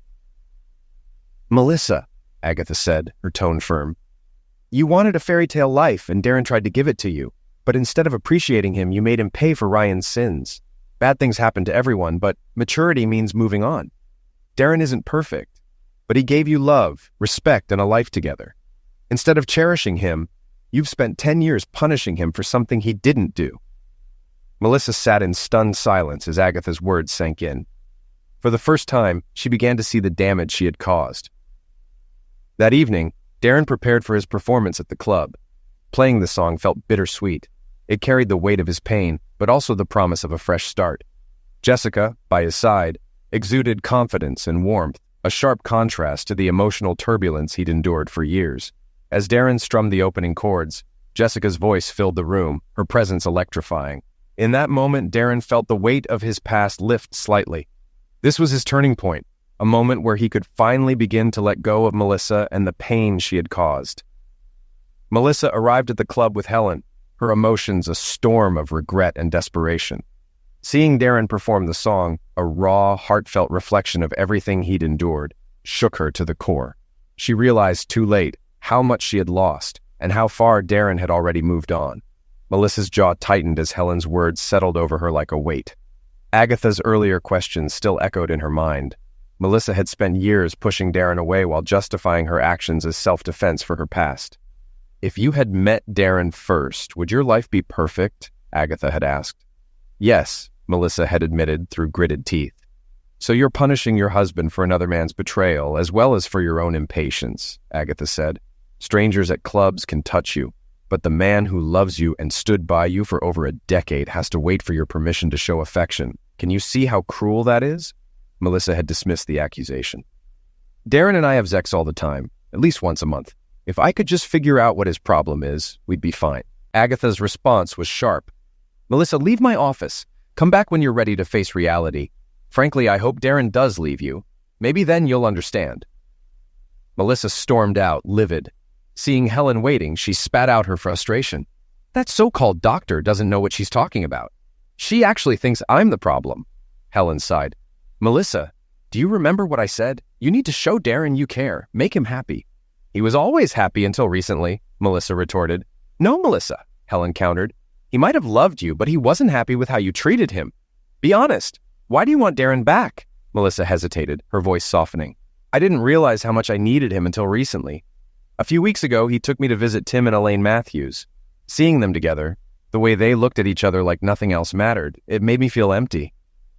I heard Elaine tell Tim that Darren was cute, but that I was an idiot. She was right. Helen nodded. Darren used to look at you like that, but if you keep pushing him away, he'll stop. And my sister Jessica is already there to catch him. She's not waiting until your divorce is final to get close to him. Melissa's eyes widened. She wouldn't. She will, Helen said flatly. Jessica is wild but principled. She won't actively pursue him until you're done, but she won't wait long. Darren loves you, but she's making him feel something he hasn't felt in years. Appreciated. You have one chance to change this, or you'll lose him. Melissa's chest tightened as the reality of Helen's words hit her. That evening, Helen called Sandra and Danielle to join them at the club. Sandra revealed it would be her last night out. She had met someone and was ready to leave the club scene behind. "You're letting some guy control you?" Danielle scoffed. "Absolutely," Sandra replied. "He makes me feel amazing. If you weren't so bitter about your ex, you'd understand." Danielle snorted. "I'll always be in control." Sandra shook her head. "Control won't keep you warm at night. It won't tell you it loves you when you feel insecure. You'll grow old, angry, and alone. I'd rather build a life with someone who loves me." As they headed to the club, Melissa couldn't stop thinking about Darren. She didn't care about control anymore. All she wanted was him back, his warmth, his love, and the life they once shared. "Please don't let it be too late," Melissa whispered, tears streaming down her face. When they arrived at the club, they were met with an unexpected issue. The parking lot was closed despite visible empty spaces, and a line of people stretched nearly a block. "What's going on?" Danielle asked, puzzled. "I told you we should have come earlier," Helen muttered. "Jesse said tonight would be different." They parked nearby and approached the entrance, but the usual bouncer waved them toward the line. "We'll be waiting for hours," Sandra grumbled. Helen stepped aside to make a call. Moments later, she returned, smiling. "We're in. Let's go." She handed her phone to the bouncer, who spoke briefly before waving them through. As they entered, the roar of engines filled the air. A convoy of yellow Mustangs pulled into the lot, led by a striking convertible. Melissa's heart sank as she saw Jessica's wild hair flowing in the wind, seated beside Darren. He parked, opened the door for Jessica, and escorted her through a side entrance without even glancing in Melissa's direction. Inside, the club was packed. Finding no tables available, they spotted a man Danielle knew sitting alone and joined him. Danielle quickly left to dance with him, leaving Melissa unsettled. The man who had flirted with her last week approached, draping an arm around her. "Where were we?" he asked, grinning. "Get away from me," Melissa snapped. "I don't need my husband seeing this." The man shrugged and left. Helen sighed. "It's too late. Jessica saw him touch you last week. Darren probably already knows." Melissa's chest tightened as the weight of her actions hit her. She realized she'd never truly been in control. Darren had followed her lead out of love, not submission. Now he was choosing his own path, and she desperately wanted him back. But it was his choice, not hers. Determined, Melissa began searching for Darren. A crowd had gathered near the stage, where tables had been moved closer, taking up part of the dance floor. She approached, but was stopped by two imposing bouncers. "No entry," one said firmly. Melissa scanned the crowd and locked eyes with Elaine, who waved her over. At Elaine's signal, the bouncer let Melissa through. "Thank you," Melissa said. "Where's your husband? It's odd seeing you alone." Elaine smiled. "He's backstage with Darren, calming his nerves. Darren's excited and nervous. It's a big night for him." "Why's that?" Melissa asked, her curiosity piqued. "Darren hasn't performed in public before, and tonight there are record label reps here. He's got a lot riding on this," Elaine explained. Melissa's face tightened. Elaine noticed and said, "Maybe you still have a chance. You're here, which means you care. That's something." Melissa nodded, her resolve strengthening. Returning to her friends, Melissa ignored Danielle's questions about the reserved section. Instead, she turned to Helen. "Darren's performing tonight," she said. Before Helen could reply, the host introduced the first singer, a man with greasy hair belting an off-key rendition of Crazy Train. The crowd jeered him off stage before he finished the first verse. "They're brutal tonight," Sandra observed. "Usually they're kinder to the first acts. Something's definitely different." Over the next hour, 8 singers performed. 2 were genuinely talented, earning applause while the rest received lukewarm reactions or outright scorn. The low point came when a nearly 50-year-old man wearing skin-tight pants that revealed a padded groin attempted Rod Stewart's "Darren If You Think I'm Sexy Darren." The crowd barely tolerated him. Another near disaster occurred when a man singing Poison's Darren Ride the Wind Darren responded to boos by flipping off the audience and mooning them. A group of irritated patrons chased him into the parking lot, whether out of anger at his behavior, his singing, or the song choice. No one could tell. Then the atmosphere shifted. The stage was cleared, and a new group of musicians took over. These men looked sharp, focused, hunters ready to pounce. As they tuned their instruments, the club fell silent. The lights dimmed, Then a single spotlight illuminated Darren, standing alone with his guitar. Melissa's jaw tightened as whistles erupted from women near the stage. Darren, how dare they whistle at my husband, Darren, she thought, realizing bitterly that she was no different from them. Darren smiled, a charming, boyish grin, and began to play a soft, infectious tune. The faint thump of a bass drum kept time. Melissa smiled at him, but he didn't notice. Her annoyance grew as the whistling intensified. Then the music shifted dramatically. A heavy bass line roared in, and Darren's melody transformed into a powerful guitar riff. The crowd erupted in excitement. Jessica joined Darren on stage, her wild hair flowing as she smiled and danced. Their chemistry was electric, and Darren became more animated. The lyrics struck Melissa like a blow. They described a marriage filled with frustration and neglect. Darren's side of their story. As Jessica sang about being ignored, Melissa's heart sank. She realized how often she had dismissed Darren's feelings, leaving him unheard. By the bridge, the song's intensity had the entire club on its feet. The crowd, despite hearing it for the first time, was singing along to the chorus. Jessica stomped playfully, mimicking a tantrum, her smiles with Darren igniting Melissa's jealousy.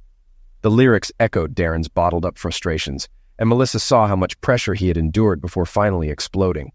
As Jessica began the second verse about dwindling patience, she descended into the audience, pointing directly at Melissa. The crowd parted as Jessica approached.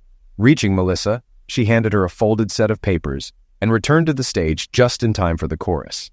The packed club sang along, turning Darren's marital grievances into an anthem. Melissa clutched the papers, assuming they were lyrics. The energy in the room was surreal. Hundreds of people celebrating a song about her failed marriage. Strangers around her reached for the papers, treating them like prized souvenirs. As the song ended, Jessica's voice boomed through the speakers. "Melissa Thomas," she said. Melissa froze, her name ringing in her ears. "You've been served," Jessica announced, the words reverberating through the room. The crowd erupted into cheers as Jessica and the band left the stage. Melissa unfolded the papers to confirm her dread. They were divorce papers. Around her, people celebrated Jessica's performance, declaring her their new favorite singer. Meanwhile, women Melissa recognized from the club, notorious for their bold advances, headed backstage, likely aiming for Darren. Melissa stood in shock, clutching the papers as the weight of everything came crashing down. Darren hadn't just written her a song, he had made their end a spectacle. Melissa stood frozen, clutching the divorce papers Jessica had handed her. Tears streamed down her face as Helen's warnings replayed in her mind. "Darren, she won't start until you have the divorce papers in hand. She's younger, prettier, and ready to settle down and have kids." Darren and Melissa had dismissed Helen's words at the time, but now they hit her like a punch to the gut. Darren. "Not with my husband!" Darren and Melissa had shouted defiantly then. Now the reality was sinking in. She and Helen hurried out of the club, leaving Sandra and Danielle behind. As they reached the parking lot, they saw a convoy of yellow Mustangs driving away. Melissa knew where they were headed and didn't rush. The drive to Tim and Elaine's house was silent, Melissa's mind churning. She couldn't shake the fear that Darren was slipping away for good. When they arrived, the house was surrounded by Mustangs and a crowd of people enjoying games and laughter. Despite the festive atmosphere, Melissa's anger boiled over. How could they all be having fun while her marriage fell apart? Spotting Elaine, she demanded to know where Darren was. "Darren and Jessica stayed back at the club," Elaine said casually. "The band got a record deal and they're negotiating contracts. Did you notice Darren's Mustang isn't here?" Melissa's stomach twisted as Elaine's words sank in. Without another word, she grabbed Helen and drove back to the club. The parking lot was nearly empty, save for a yellow Mustang convertible and a couple of limousines. Melissa knocked at the door, and the bouncer who had let her in earlier greeted her with a smirk. "You're persistent," he said, opening the door.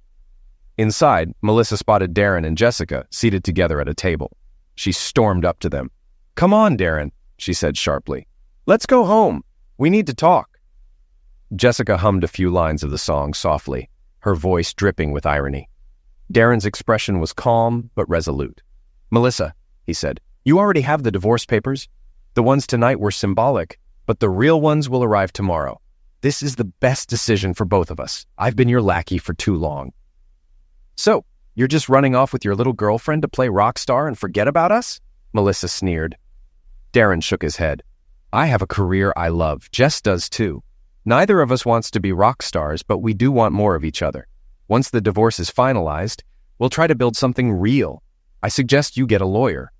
With that, Darren took Jessica's hand and walked out, leaving Melissa alone with her fury. In the days that followed, Melissa found a lawyer. At first, he dismissed Darren's claims of psychological misuse. "Infidelity would have been easier to argue," he said. But after their first meeting with Darren's lawyer, his tone changed. "They have video evidence of you at clubs behaving in ways no married woman should," he told her bluntly. "The footage from your home is worse. Proof of you yelling, swearing, and humiliating him. Even your therapist's records don't help you. If this goes to court, you'll come off poorly. Settle and move on." The divorce proceeded quickly since there were no children, and Darren wasn't contesting her share of the property. 3 months later, Darren proposed to Jessica, and she accepted. Darren bought out Melissa's share of the house, giving her enough to live on temporarily. Melissa spiraled into despair. Everywhere she went, she heard the song, on the radio, in stores, even on TV. The band had replaced Darren and Jessica with new members, but the original recording, featuring their performance, was a massive hit. The accompanying music video prominently featured Darren's Mustang and Jessica's magnetic presence. Despite their brief fame, Darren and Jessica returned to quiet lives. Jessica moved into the house that once belonged to Melissa and Darren. Melissa, meanwhile, moved in with Danielle, but the arrangement quickly soured. They clashed constantly, their shared bitterness only fueling the tension. Melissa blamed Danielle for ruining her marriage, accusing her of planting the seeds of manipulation and control that drove Darren away. As summer wore on, Melissa was haunted by the song and the life she had thrown away. Every lyric reminded her of Darren's pain, and the choices that cost her the man who once loved her deeply. 2 years later, Jessica and Darren welcomed the first of their 3 children. Their life was filled with love and tranquility as they built the family Darren had always longed for. Melissa's life took a starkly different path. Struggling with the aftermath of her divorce, she began to gain weight, and as her settlement money dwindled, she took a job as a waitress to stay afloat. Often, she found herself riding the bus back to her old neighborhood, where she would sit quietly, watching Darren and Jessica playing with their children in the yard. Each visit left her in tears, yet she couldn't stop. Some part of her clung to the futile hope that she could somehow reclaim the life she had lost, even as she knew, deep down, it was gone forever. The sight of Darren's happiness, once hers to nurture, now felt like a punishment she couldn't escape. Then there was the song, the one that became a constant reminder of her downfall. Whether it played in the restaurant, blared from a car stereo, or drifted over store speakers, it sent a chill through her. That song, capturing her failure and Darren's liberation, became the soundtrack of her regret, a haunting presence that she knew would stay with her for the rest of her life.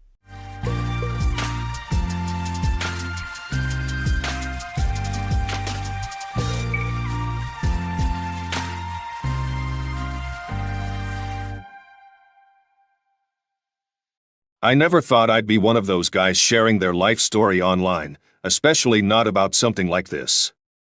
But here I am, because, honestly, I don't want anyone else to end up in the same twisted mess I did. My name's Jack. I'm 35 years old, and I've been married to Emma for 10 years. A whole decade with this woman. We met back in college, seems like a lifetime ago now. She was something else back then, a real spark of energy. She could walk into any room, and it'd feel like the whole place lit up just because she was there. I was just the lucky guy standing by her side, grinning like an idiot because I couldn't believe someone like her even looked my way. Things were good between us, or at least that's what I thought. Our friends would always tell us we were the perfect couple. Hell, even I bought into that image for a long time. We had what I thought was a solid marriage, shared jokes, some wild nights out, and a few quiet ones at home. That's the way it's supposed to be, right? You build a life together, go through the motions, and figure you'll stick it out because you've made it this far. But man, I should have seen the cracks long before they split wide open. It wasn't like one day she just up and changed. No, it was more subtle than that. Looking back now, I can see the signs that I chose to ignore, those little moments when you feel something's off, but you brush it aside, convincing yourself it's nothing. I think part of me just didn't want to admit it. I mean, we'd been together for 10 years. That's not something you throw away on a whim, right? The first thing that started to feel off was her work schedule. Emma had always worked long hours, but lately, she was coming home even later than usual. I'd ask her about it, and she'd give me the usual excuses. Oh, just another late-night meeting, or David and I are working on a project, and it's running long. David. That name makes me want to punch a wall now, but back then, I didn't think anything of it. He was just some guy she worked with, or so I thought. At first, I believed her. Why wouldn't I? But it started happening more and more often. She'd come home late, sometimes well past midnight, and she'd be distant, like her mind was somewhere else, anywhere but with me. We'd barely talk, and when we did, the conversations were shallow. Nothing of substance, just the usual, "How was your day?" kind of crap. And when it came to intimacy, well, that was practically non-existent. It was like we were living as roommates, not as a married couple. We'd sleep in the same bed, but there was this invisible wall between us, and I couldn't figure out why. I started second-guessing myself. Maybe I was just overthinking it. Maybe work was stressing her out. Maybe I wasn't doing enough. You can really drive yourself crazy with all the maybes. But deep down, I knew something was wrong. I just didn't want to admit it. And then came the day that everything changed. It was a regular afternoon, nothing special. I was working from home, trying to organize some files on our shared laptop, something we both used for work. I wasn't snooping, I swear. I wasn't even thinking about it. But as I was going through some folders, I stumbled upon an email. The subject line wasn't anything suspicious, just some work-related bullshit. But something made me open it, and when I did, it was like a punch to the gut. The email was from David, her colleague. But it wasn't about work. Oh no, it was far from that. The contents were explicit, to say the least. Romantic, sure, but mostly sexual. The kind of stuff you don't write to someone unless you're screwing them. I felt my blood run cold as I read line after line of his disgusting words. He wasn't just some colleague. He was the guy my wife was fucking behind my back. The worst part? She wasn't even trying to hide it. I sat there for what felt like hours, just staring at the screen, my mind racing. I could feel the rage boiling inside me, but there was something else too, something darker.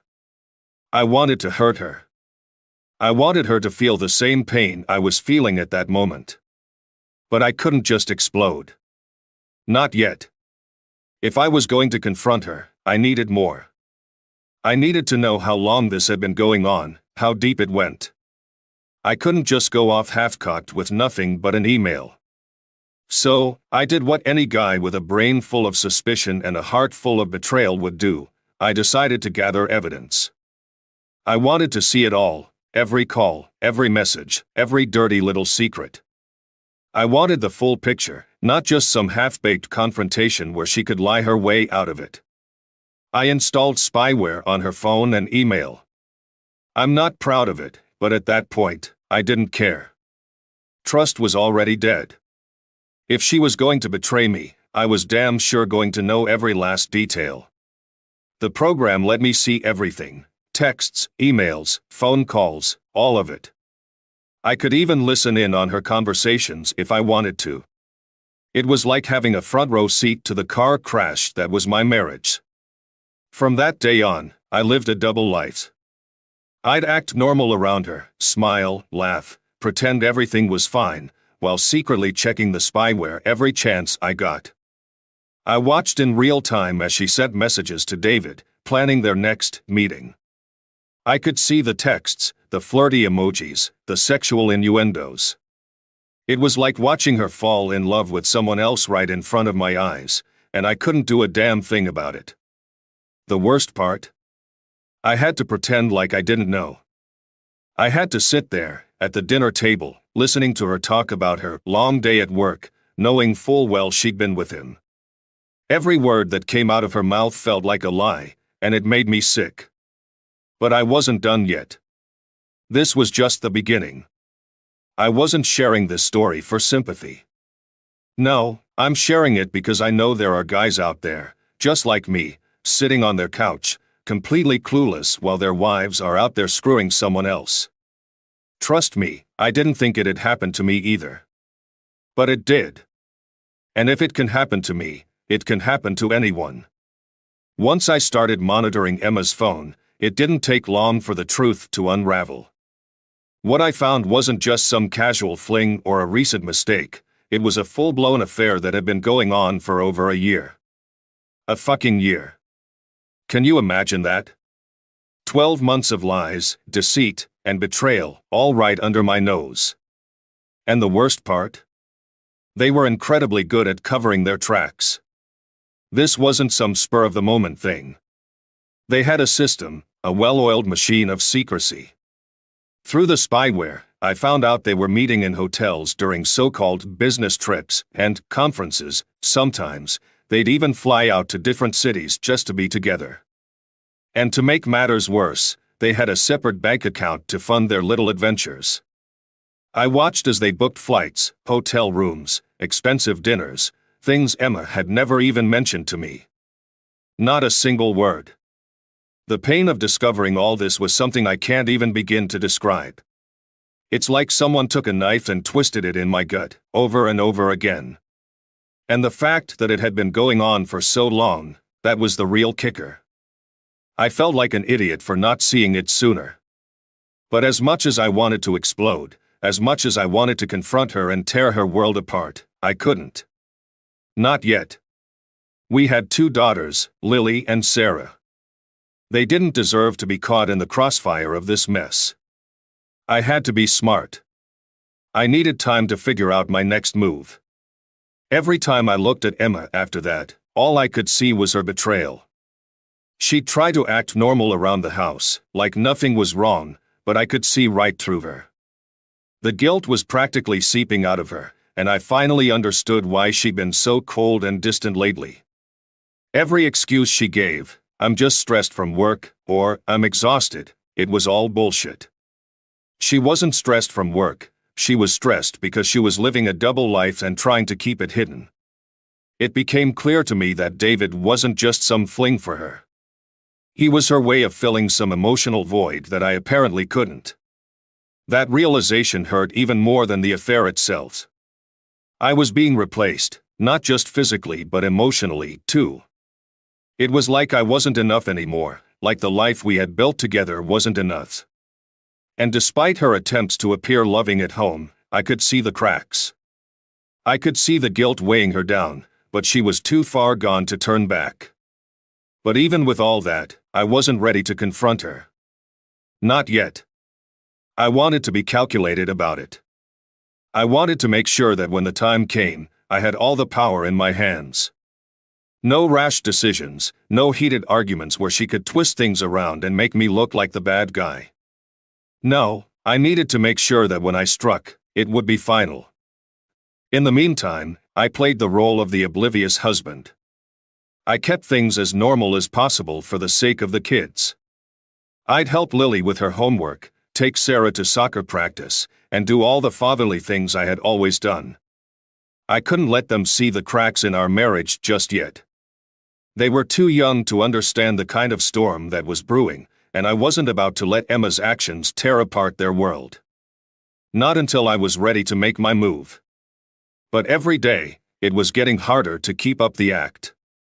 Every time I saw Emma on her phone, I knew she was probably texting David. Every time she worked late or went out with friends, I knew where she really was. And it killed me. I'd lie in bed next to her, knowing she had just come back from fucking another man, and I'd have to pretend like everything was fine. It wasn't just anger that was eating me alive, it was the sense of betrayal on every level. I had trusted this woman with everything. My heart, my life, my children. And in return, she was giving herself to another man. I could have confronted her right then and there, thrown everything in her face, but I didn't.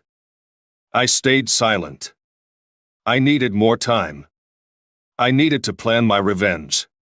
And so, I waited. Watched. Bided my time. Every move Emma made, I was right there, 2 steps ahead of her, gathering more evidence, letting her dig her own grave without even realizing it. I wasn't going to let her walk away from this unscathed. When the time came, she would pay for every lie, every secret, every betrayal. Once I made up my mind to play the long game, I knew I couldn't let anything slip. Emma needed to believe she was in control, that she had me fooled. So, I played my part, a loving, attentive husband who hadn't a clue what his wife was up to. It wasn't easy, but I had to make it believable. I stayed patient, gave her space when she needed it, acted like her late nights didn't bother me. I even started initiating conversations about her work, asking how her meetings were going. Every time she lied straight to my face, I smiled and nodded, but inside, it was like pouring gasoline on the fire. But I wasn't just sitting around letting her get away with it. Behind the scenes, I was putting everything into motion. First, I started moving some money into a private account. Nothing too obvious, just little amounts here and there. I wasn't about to leave myself vulnerable when the shit hit the fan. I knew I'd need a financial safety net once I pulled the trigger on the divorce. I kept gathering evidence, too. Every text, every call, every goddamn detail of her affair with David. I saved everything, screenshots, emails, even photos. I wanted to make sure that when the time came, there'd be no way for her to deny it. She wouldn't be able to twist the story or play the victim. I had the receipts, and I was going to use them. One of the smartest things I did was hire a divorce lawyer early on. I consulted with him in secret, told him everything, and he laid out the best plan of attack. It wasn't just about getting out of the marriage, it was about making sure I didn't get screwed in the process. He helped me put together a plan, and part of that plan involved timing. We decided to wait, to build the case until it was airtight, and then hit her with the divorce papers when she least expected it. But here's where things got interesting. I knew David had a wife, Rachel. I'd seen her around at school functions, PTA meetings, that kind of thing. She seemed nice enough, a bit distant, but who could blame her? She was married to a guy like David. I figured she deserved to know the truth, but I wasn't about to just drop a bomb on her out of the blue. No, I had to be more strategic than that. I needed her on my side. I started arranging playdates for our kids, Lily and Sarah with Rachel's kids, who went to the same school. At first, it was just casual. We'd chat while the kids played, nothing too deep. I wanted to earn her trust, get her comfortable around me. Slowly, I started dropping little hints here and there, subtle things, like Emma's been working a lot of late nights with David lately. Must be exhausting for them. Or, funny how work can pull people in different directions. Nothing too obvious, just enough to plant a seed of doubt in her mind. I could see the wheels turning, even though she didn't say much at first. It didn't take long before Rachel started to get suspicious. You could tell by the way she'd look at her phone when David wasn't around, or the way her smile faltered when I'd bring up work. I knew she was starting to piece things together, but she needed that final push. And that's when I gave her what she needed, proofs. I showed her some of the evidence I'd gathered. Just enough to confirm her worst fears without overwhelming her. Texts between Emma and David, a few suggestive messages, plans for hotel rooms. I didn't lay it all out at once, but it was enough. Rachel's face went pale, and I could see the heartbreak hit her like a freight train. She didn't scream or cry, though. She just sat there, staring at the screen, her hands trembling. I had a feeling something was off, she whispered. I just didn't want to believe it. I felt for her, I really did. I knew what she was going through, hell, I was going through it myself. But there was also a part of me that was cold, calculating. I needed her to be on my side for what came next. Rachel was going to be my secret weapon. And together, we were going to burn them both to the ground. I wasn't just aiming for a clean break. No, that would have been too easy. I wanted them to suffer the way I had, to feel the weight of their betrayal crush down on them like it had on me. Divorce wasn't enough. Exposing them, making sure the whole damn world saw them for what they truly were, that was my endgame. Months of preparation had led to this moment. Rachel and I had carefully planned every move, every word, every detail. We knew exactly what we were doing. Emma and David thought they were in the clear, that their little affair was still safely tucked away in the shadows. But we were about to drag it into the light, and there would be no coming back from it. It all started with our anniversary. 10 years of marriage. 10 years down the drain, and she didn't even see it coming. I suggested we take a romantic weekend getaway to reconnect. I laid it on thick, flowers, a sweet note, everything she'd want to hear. I could see the guilt in her eyes when I brought it up. She hesitated for a second, probably wondering how she was going to juggle me and David that weekend. But she agreed. How could she say no to a doting husband who wanted to rekindle the flame? Meanwhile, Rachel set things in motion on her end. She arranged for David to go on a business trip, something Emma was used to by now. It was almost too perfect.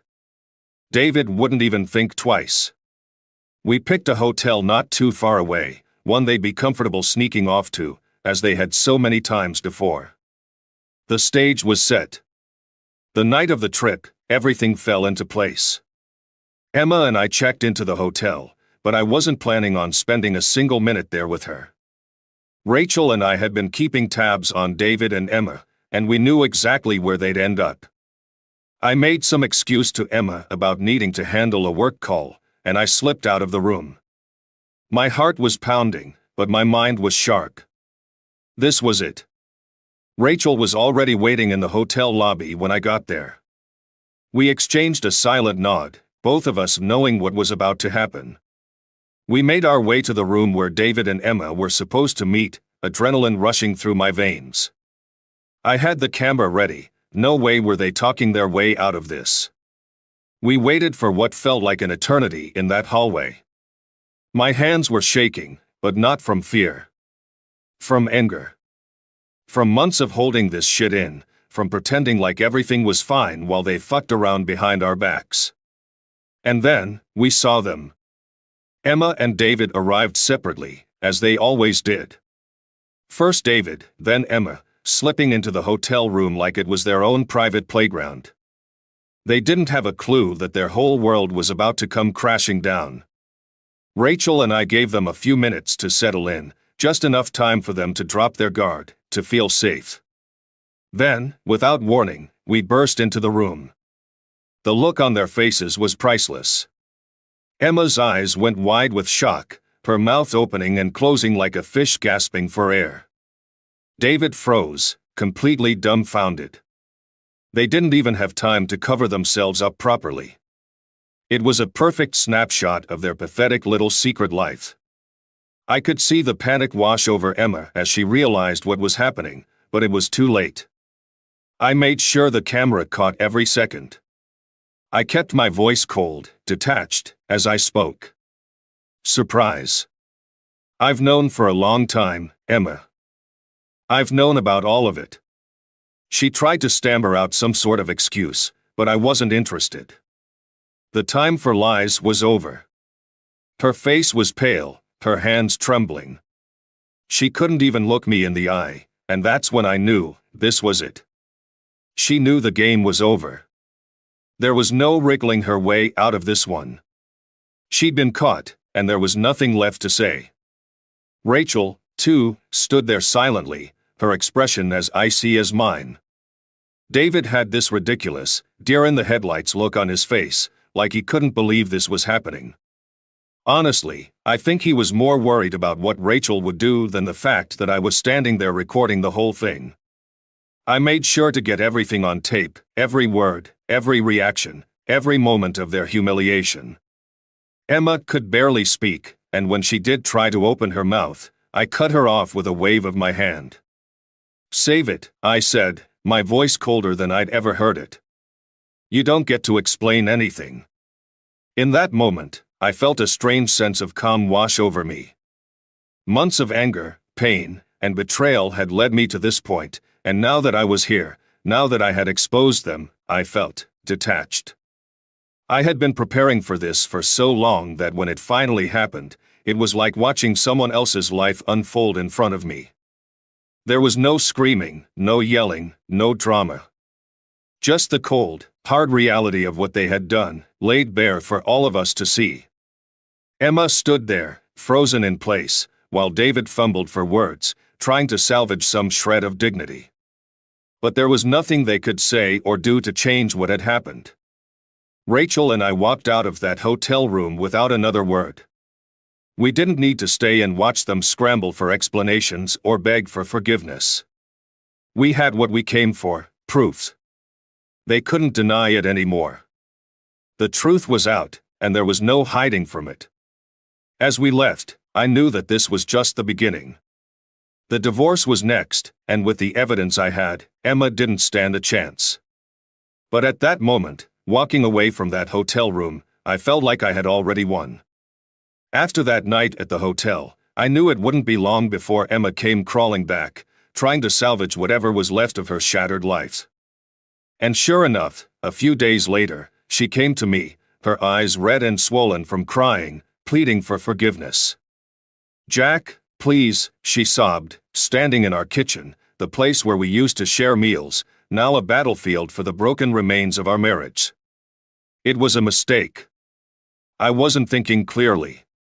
I still love you. We can fix this. Her words felt hollow. A mistake? A year-long affair, multiple hotels, secret trips, and a hidden bank account, that wasn't a mistake. It was a deliberate betrayal. And as for love? Whatever love we had once shared had been obliterated the moment she decided to give herself to someone else. I looked at her, feeling nothing but cold detachment. You didn't make a mistake, Emma. You made a choice. Every time you met with him, every lie you told, that was your decision. You didn't love me then, and I doubt you love me now. Her face crumpled, but I didn't care.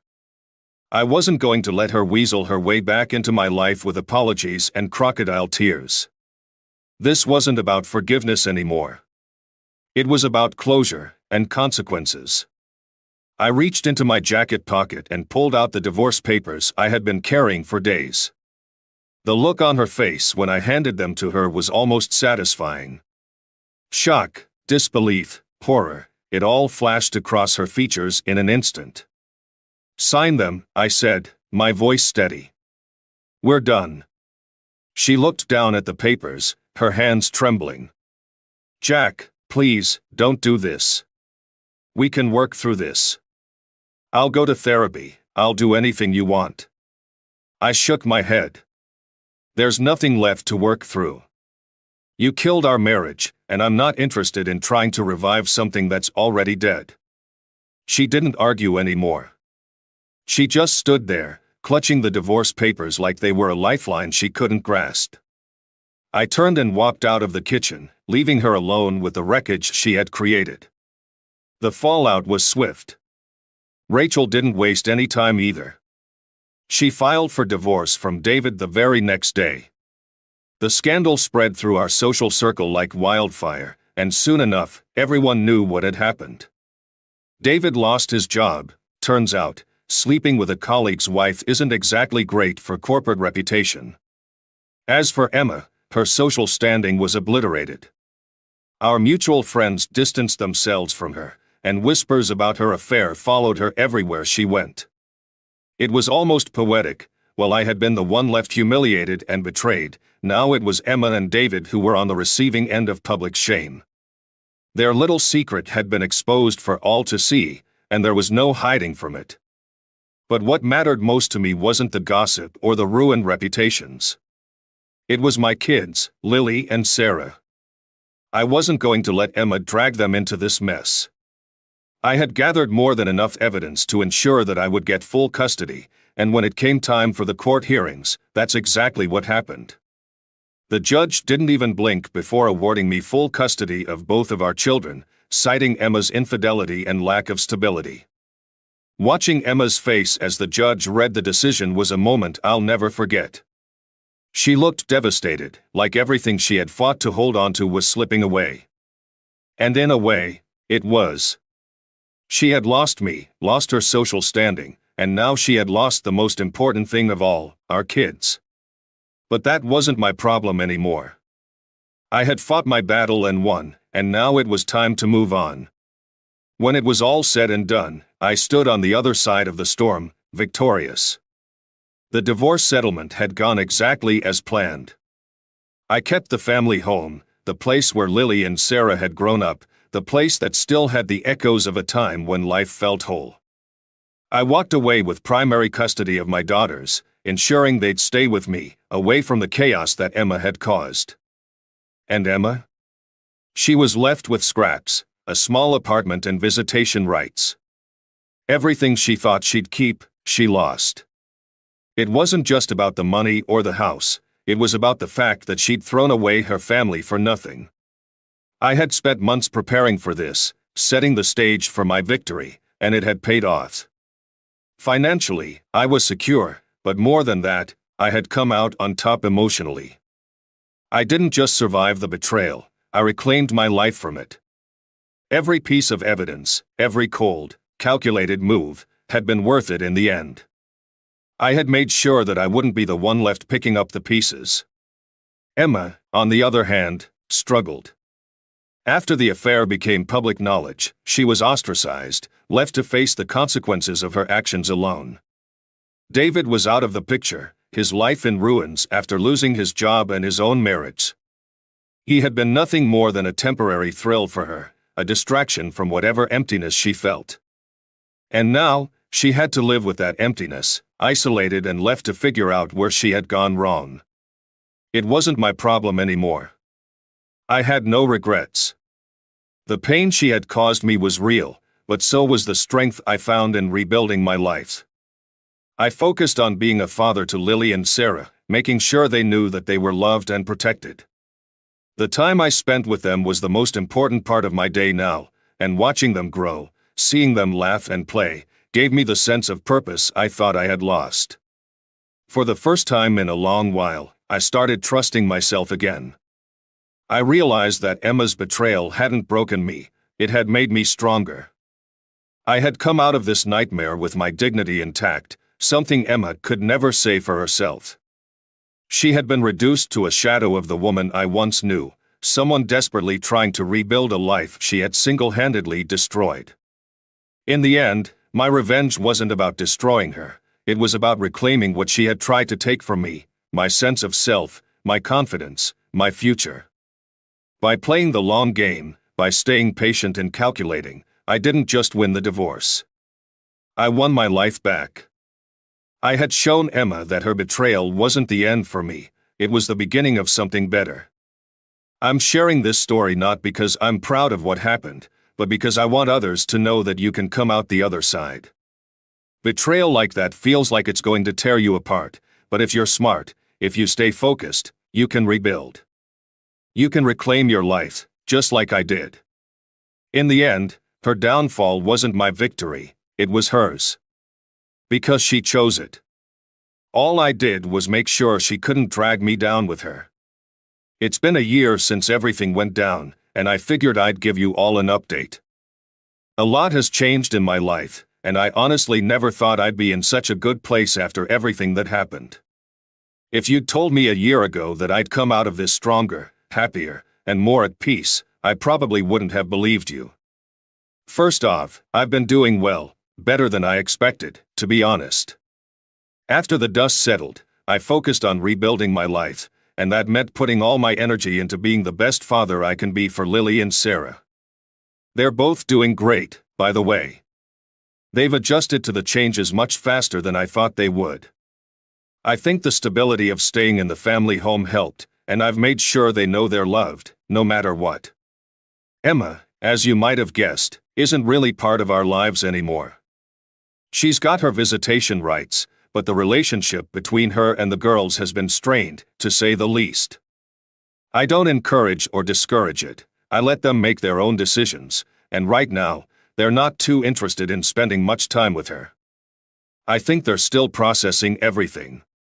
Emma's been trying to get her life back on track, but from what I hear, it's not going too well. She's still dealing with the fallout from the affair, and it doesn't seem like she's made much progress. As for me, I've moved on. I won't lie, there were some tough days. Days where I felt the weight of everything that happened and wondered if I'd ever feel normal again. But with time, I started to heal. I've been seeing someone, actually. We've been together for a few months now, and it's been good. I won't get into too many details, but she's been a breath of fresh air in my life. There's no drama, no secrets, just honesty and support, which is exactly what I needed. Work's been steady, and I've found myself putting more focus on the future. I've been saving up, planning a few trips with the girls. We've already done one to the beach, and seeing them laugh and play in the sand without a care in the world was one of the best moments I've had in a long time. I want to give them the kind of childhood they deserve, one that isn't clouded by the mess of their parents' past. Looking back, I don't regret how everything played out. If anything, I'm grateful for it. It forced me to reevaluate my life, to focus on what really matters. Emma's betrayal hurt like hell, but it didn't define me. It gave me a chance to rebuild, to come out stronger, and to show my daughters that no matter what life throws at you, you can always rise above it. So yeah, I'm doing well. Better than I thought possible a year ago. Thanks to everyone who followed my story and offered support. It helped more than you know. If you're going through something similar, just know, it gets better. You just have to keep moving forward.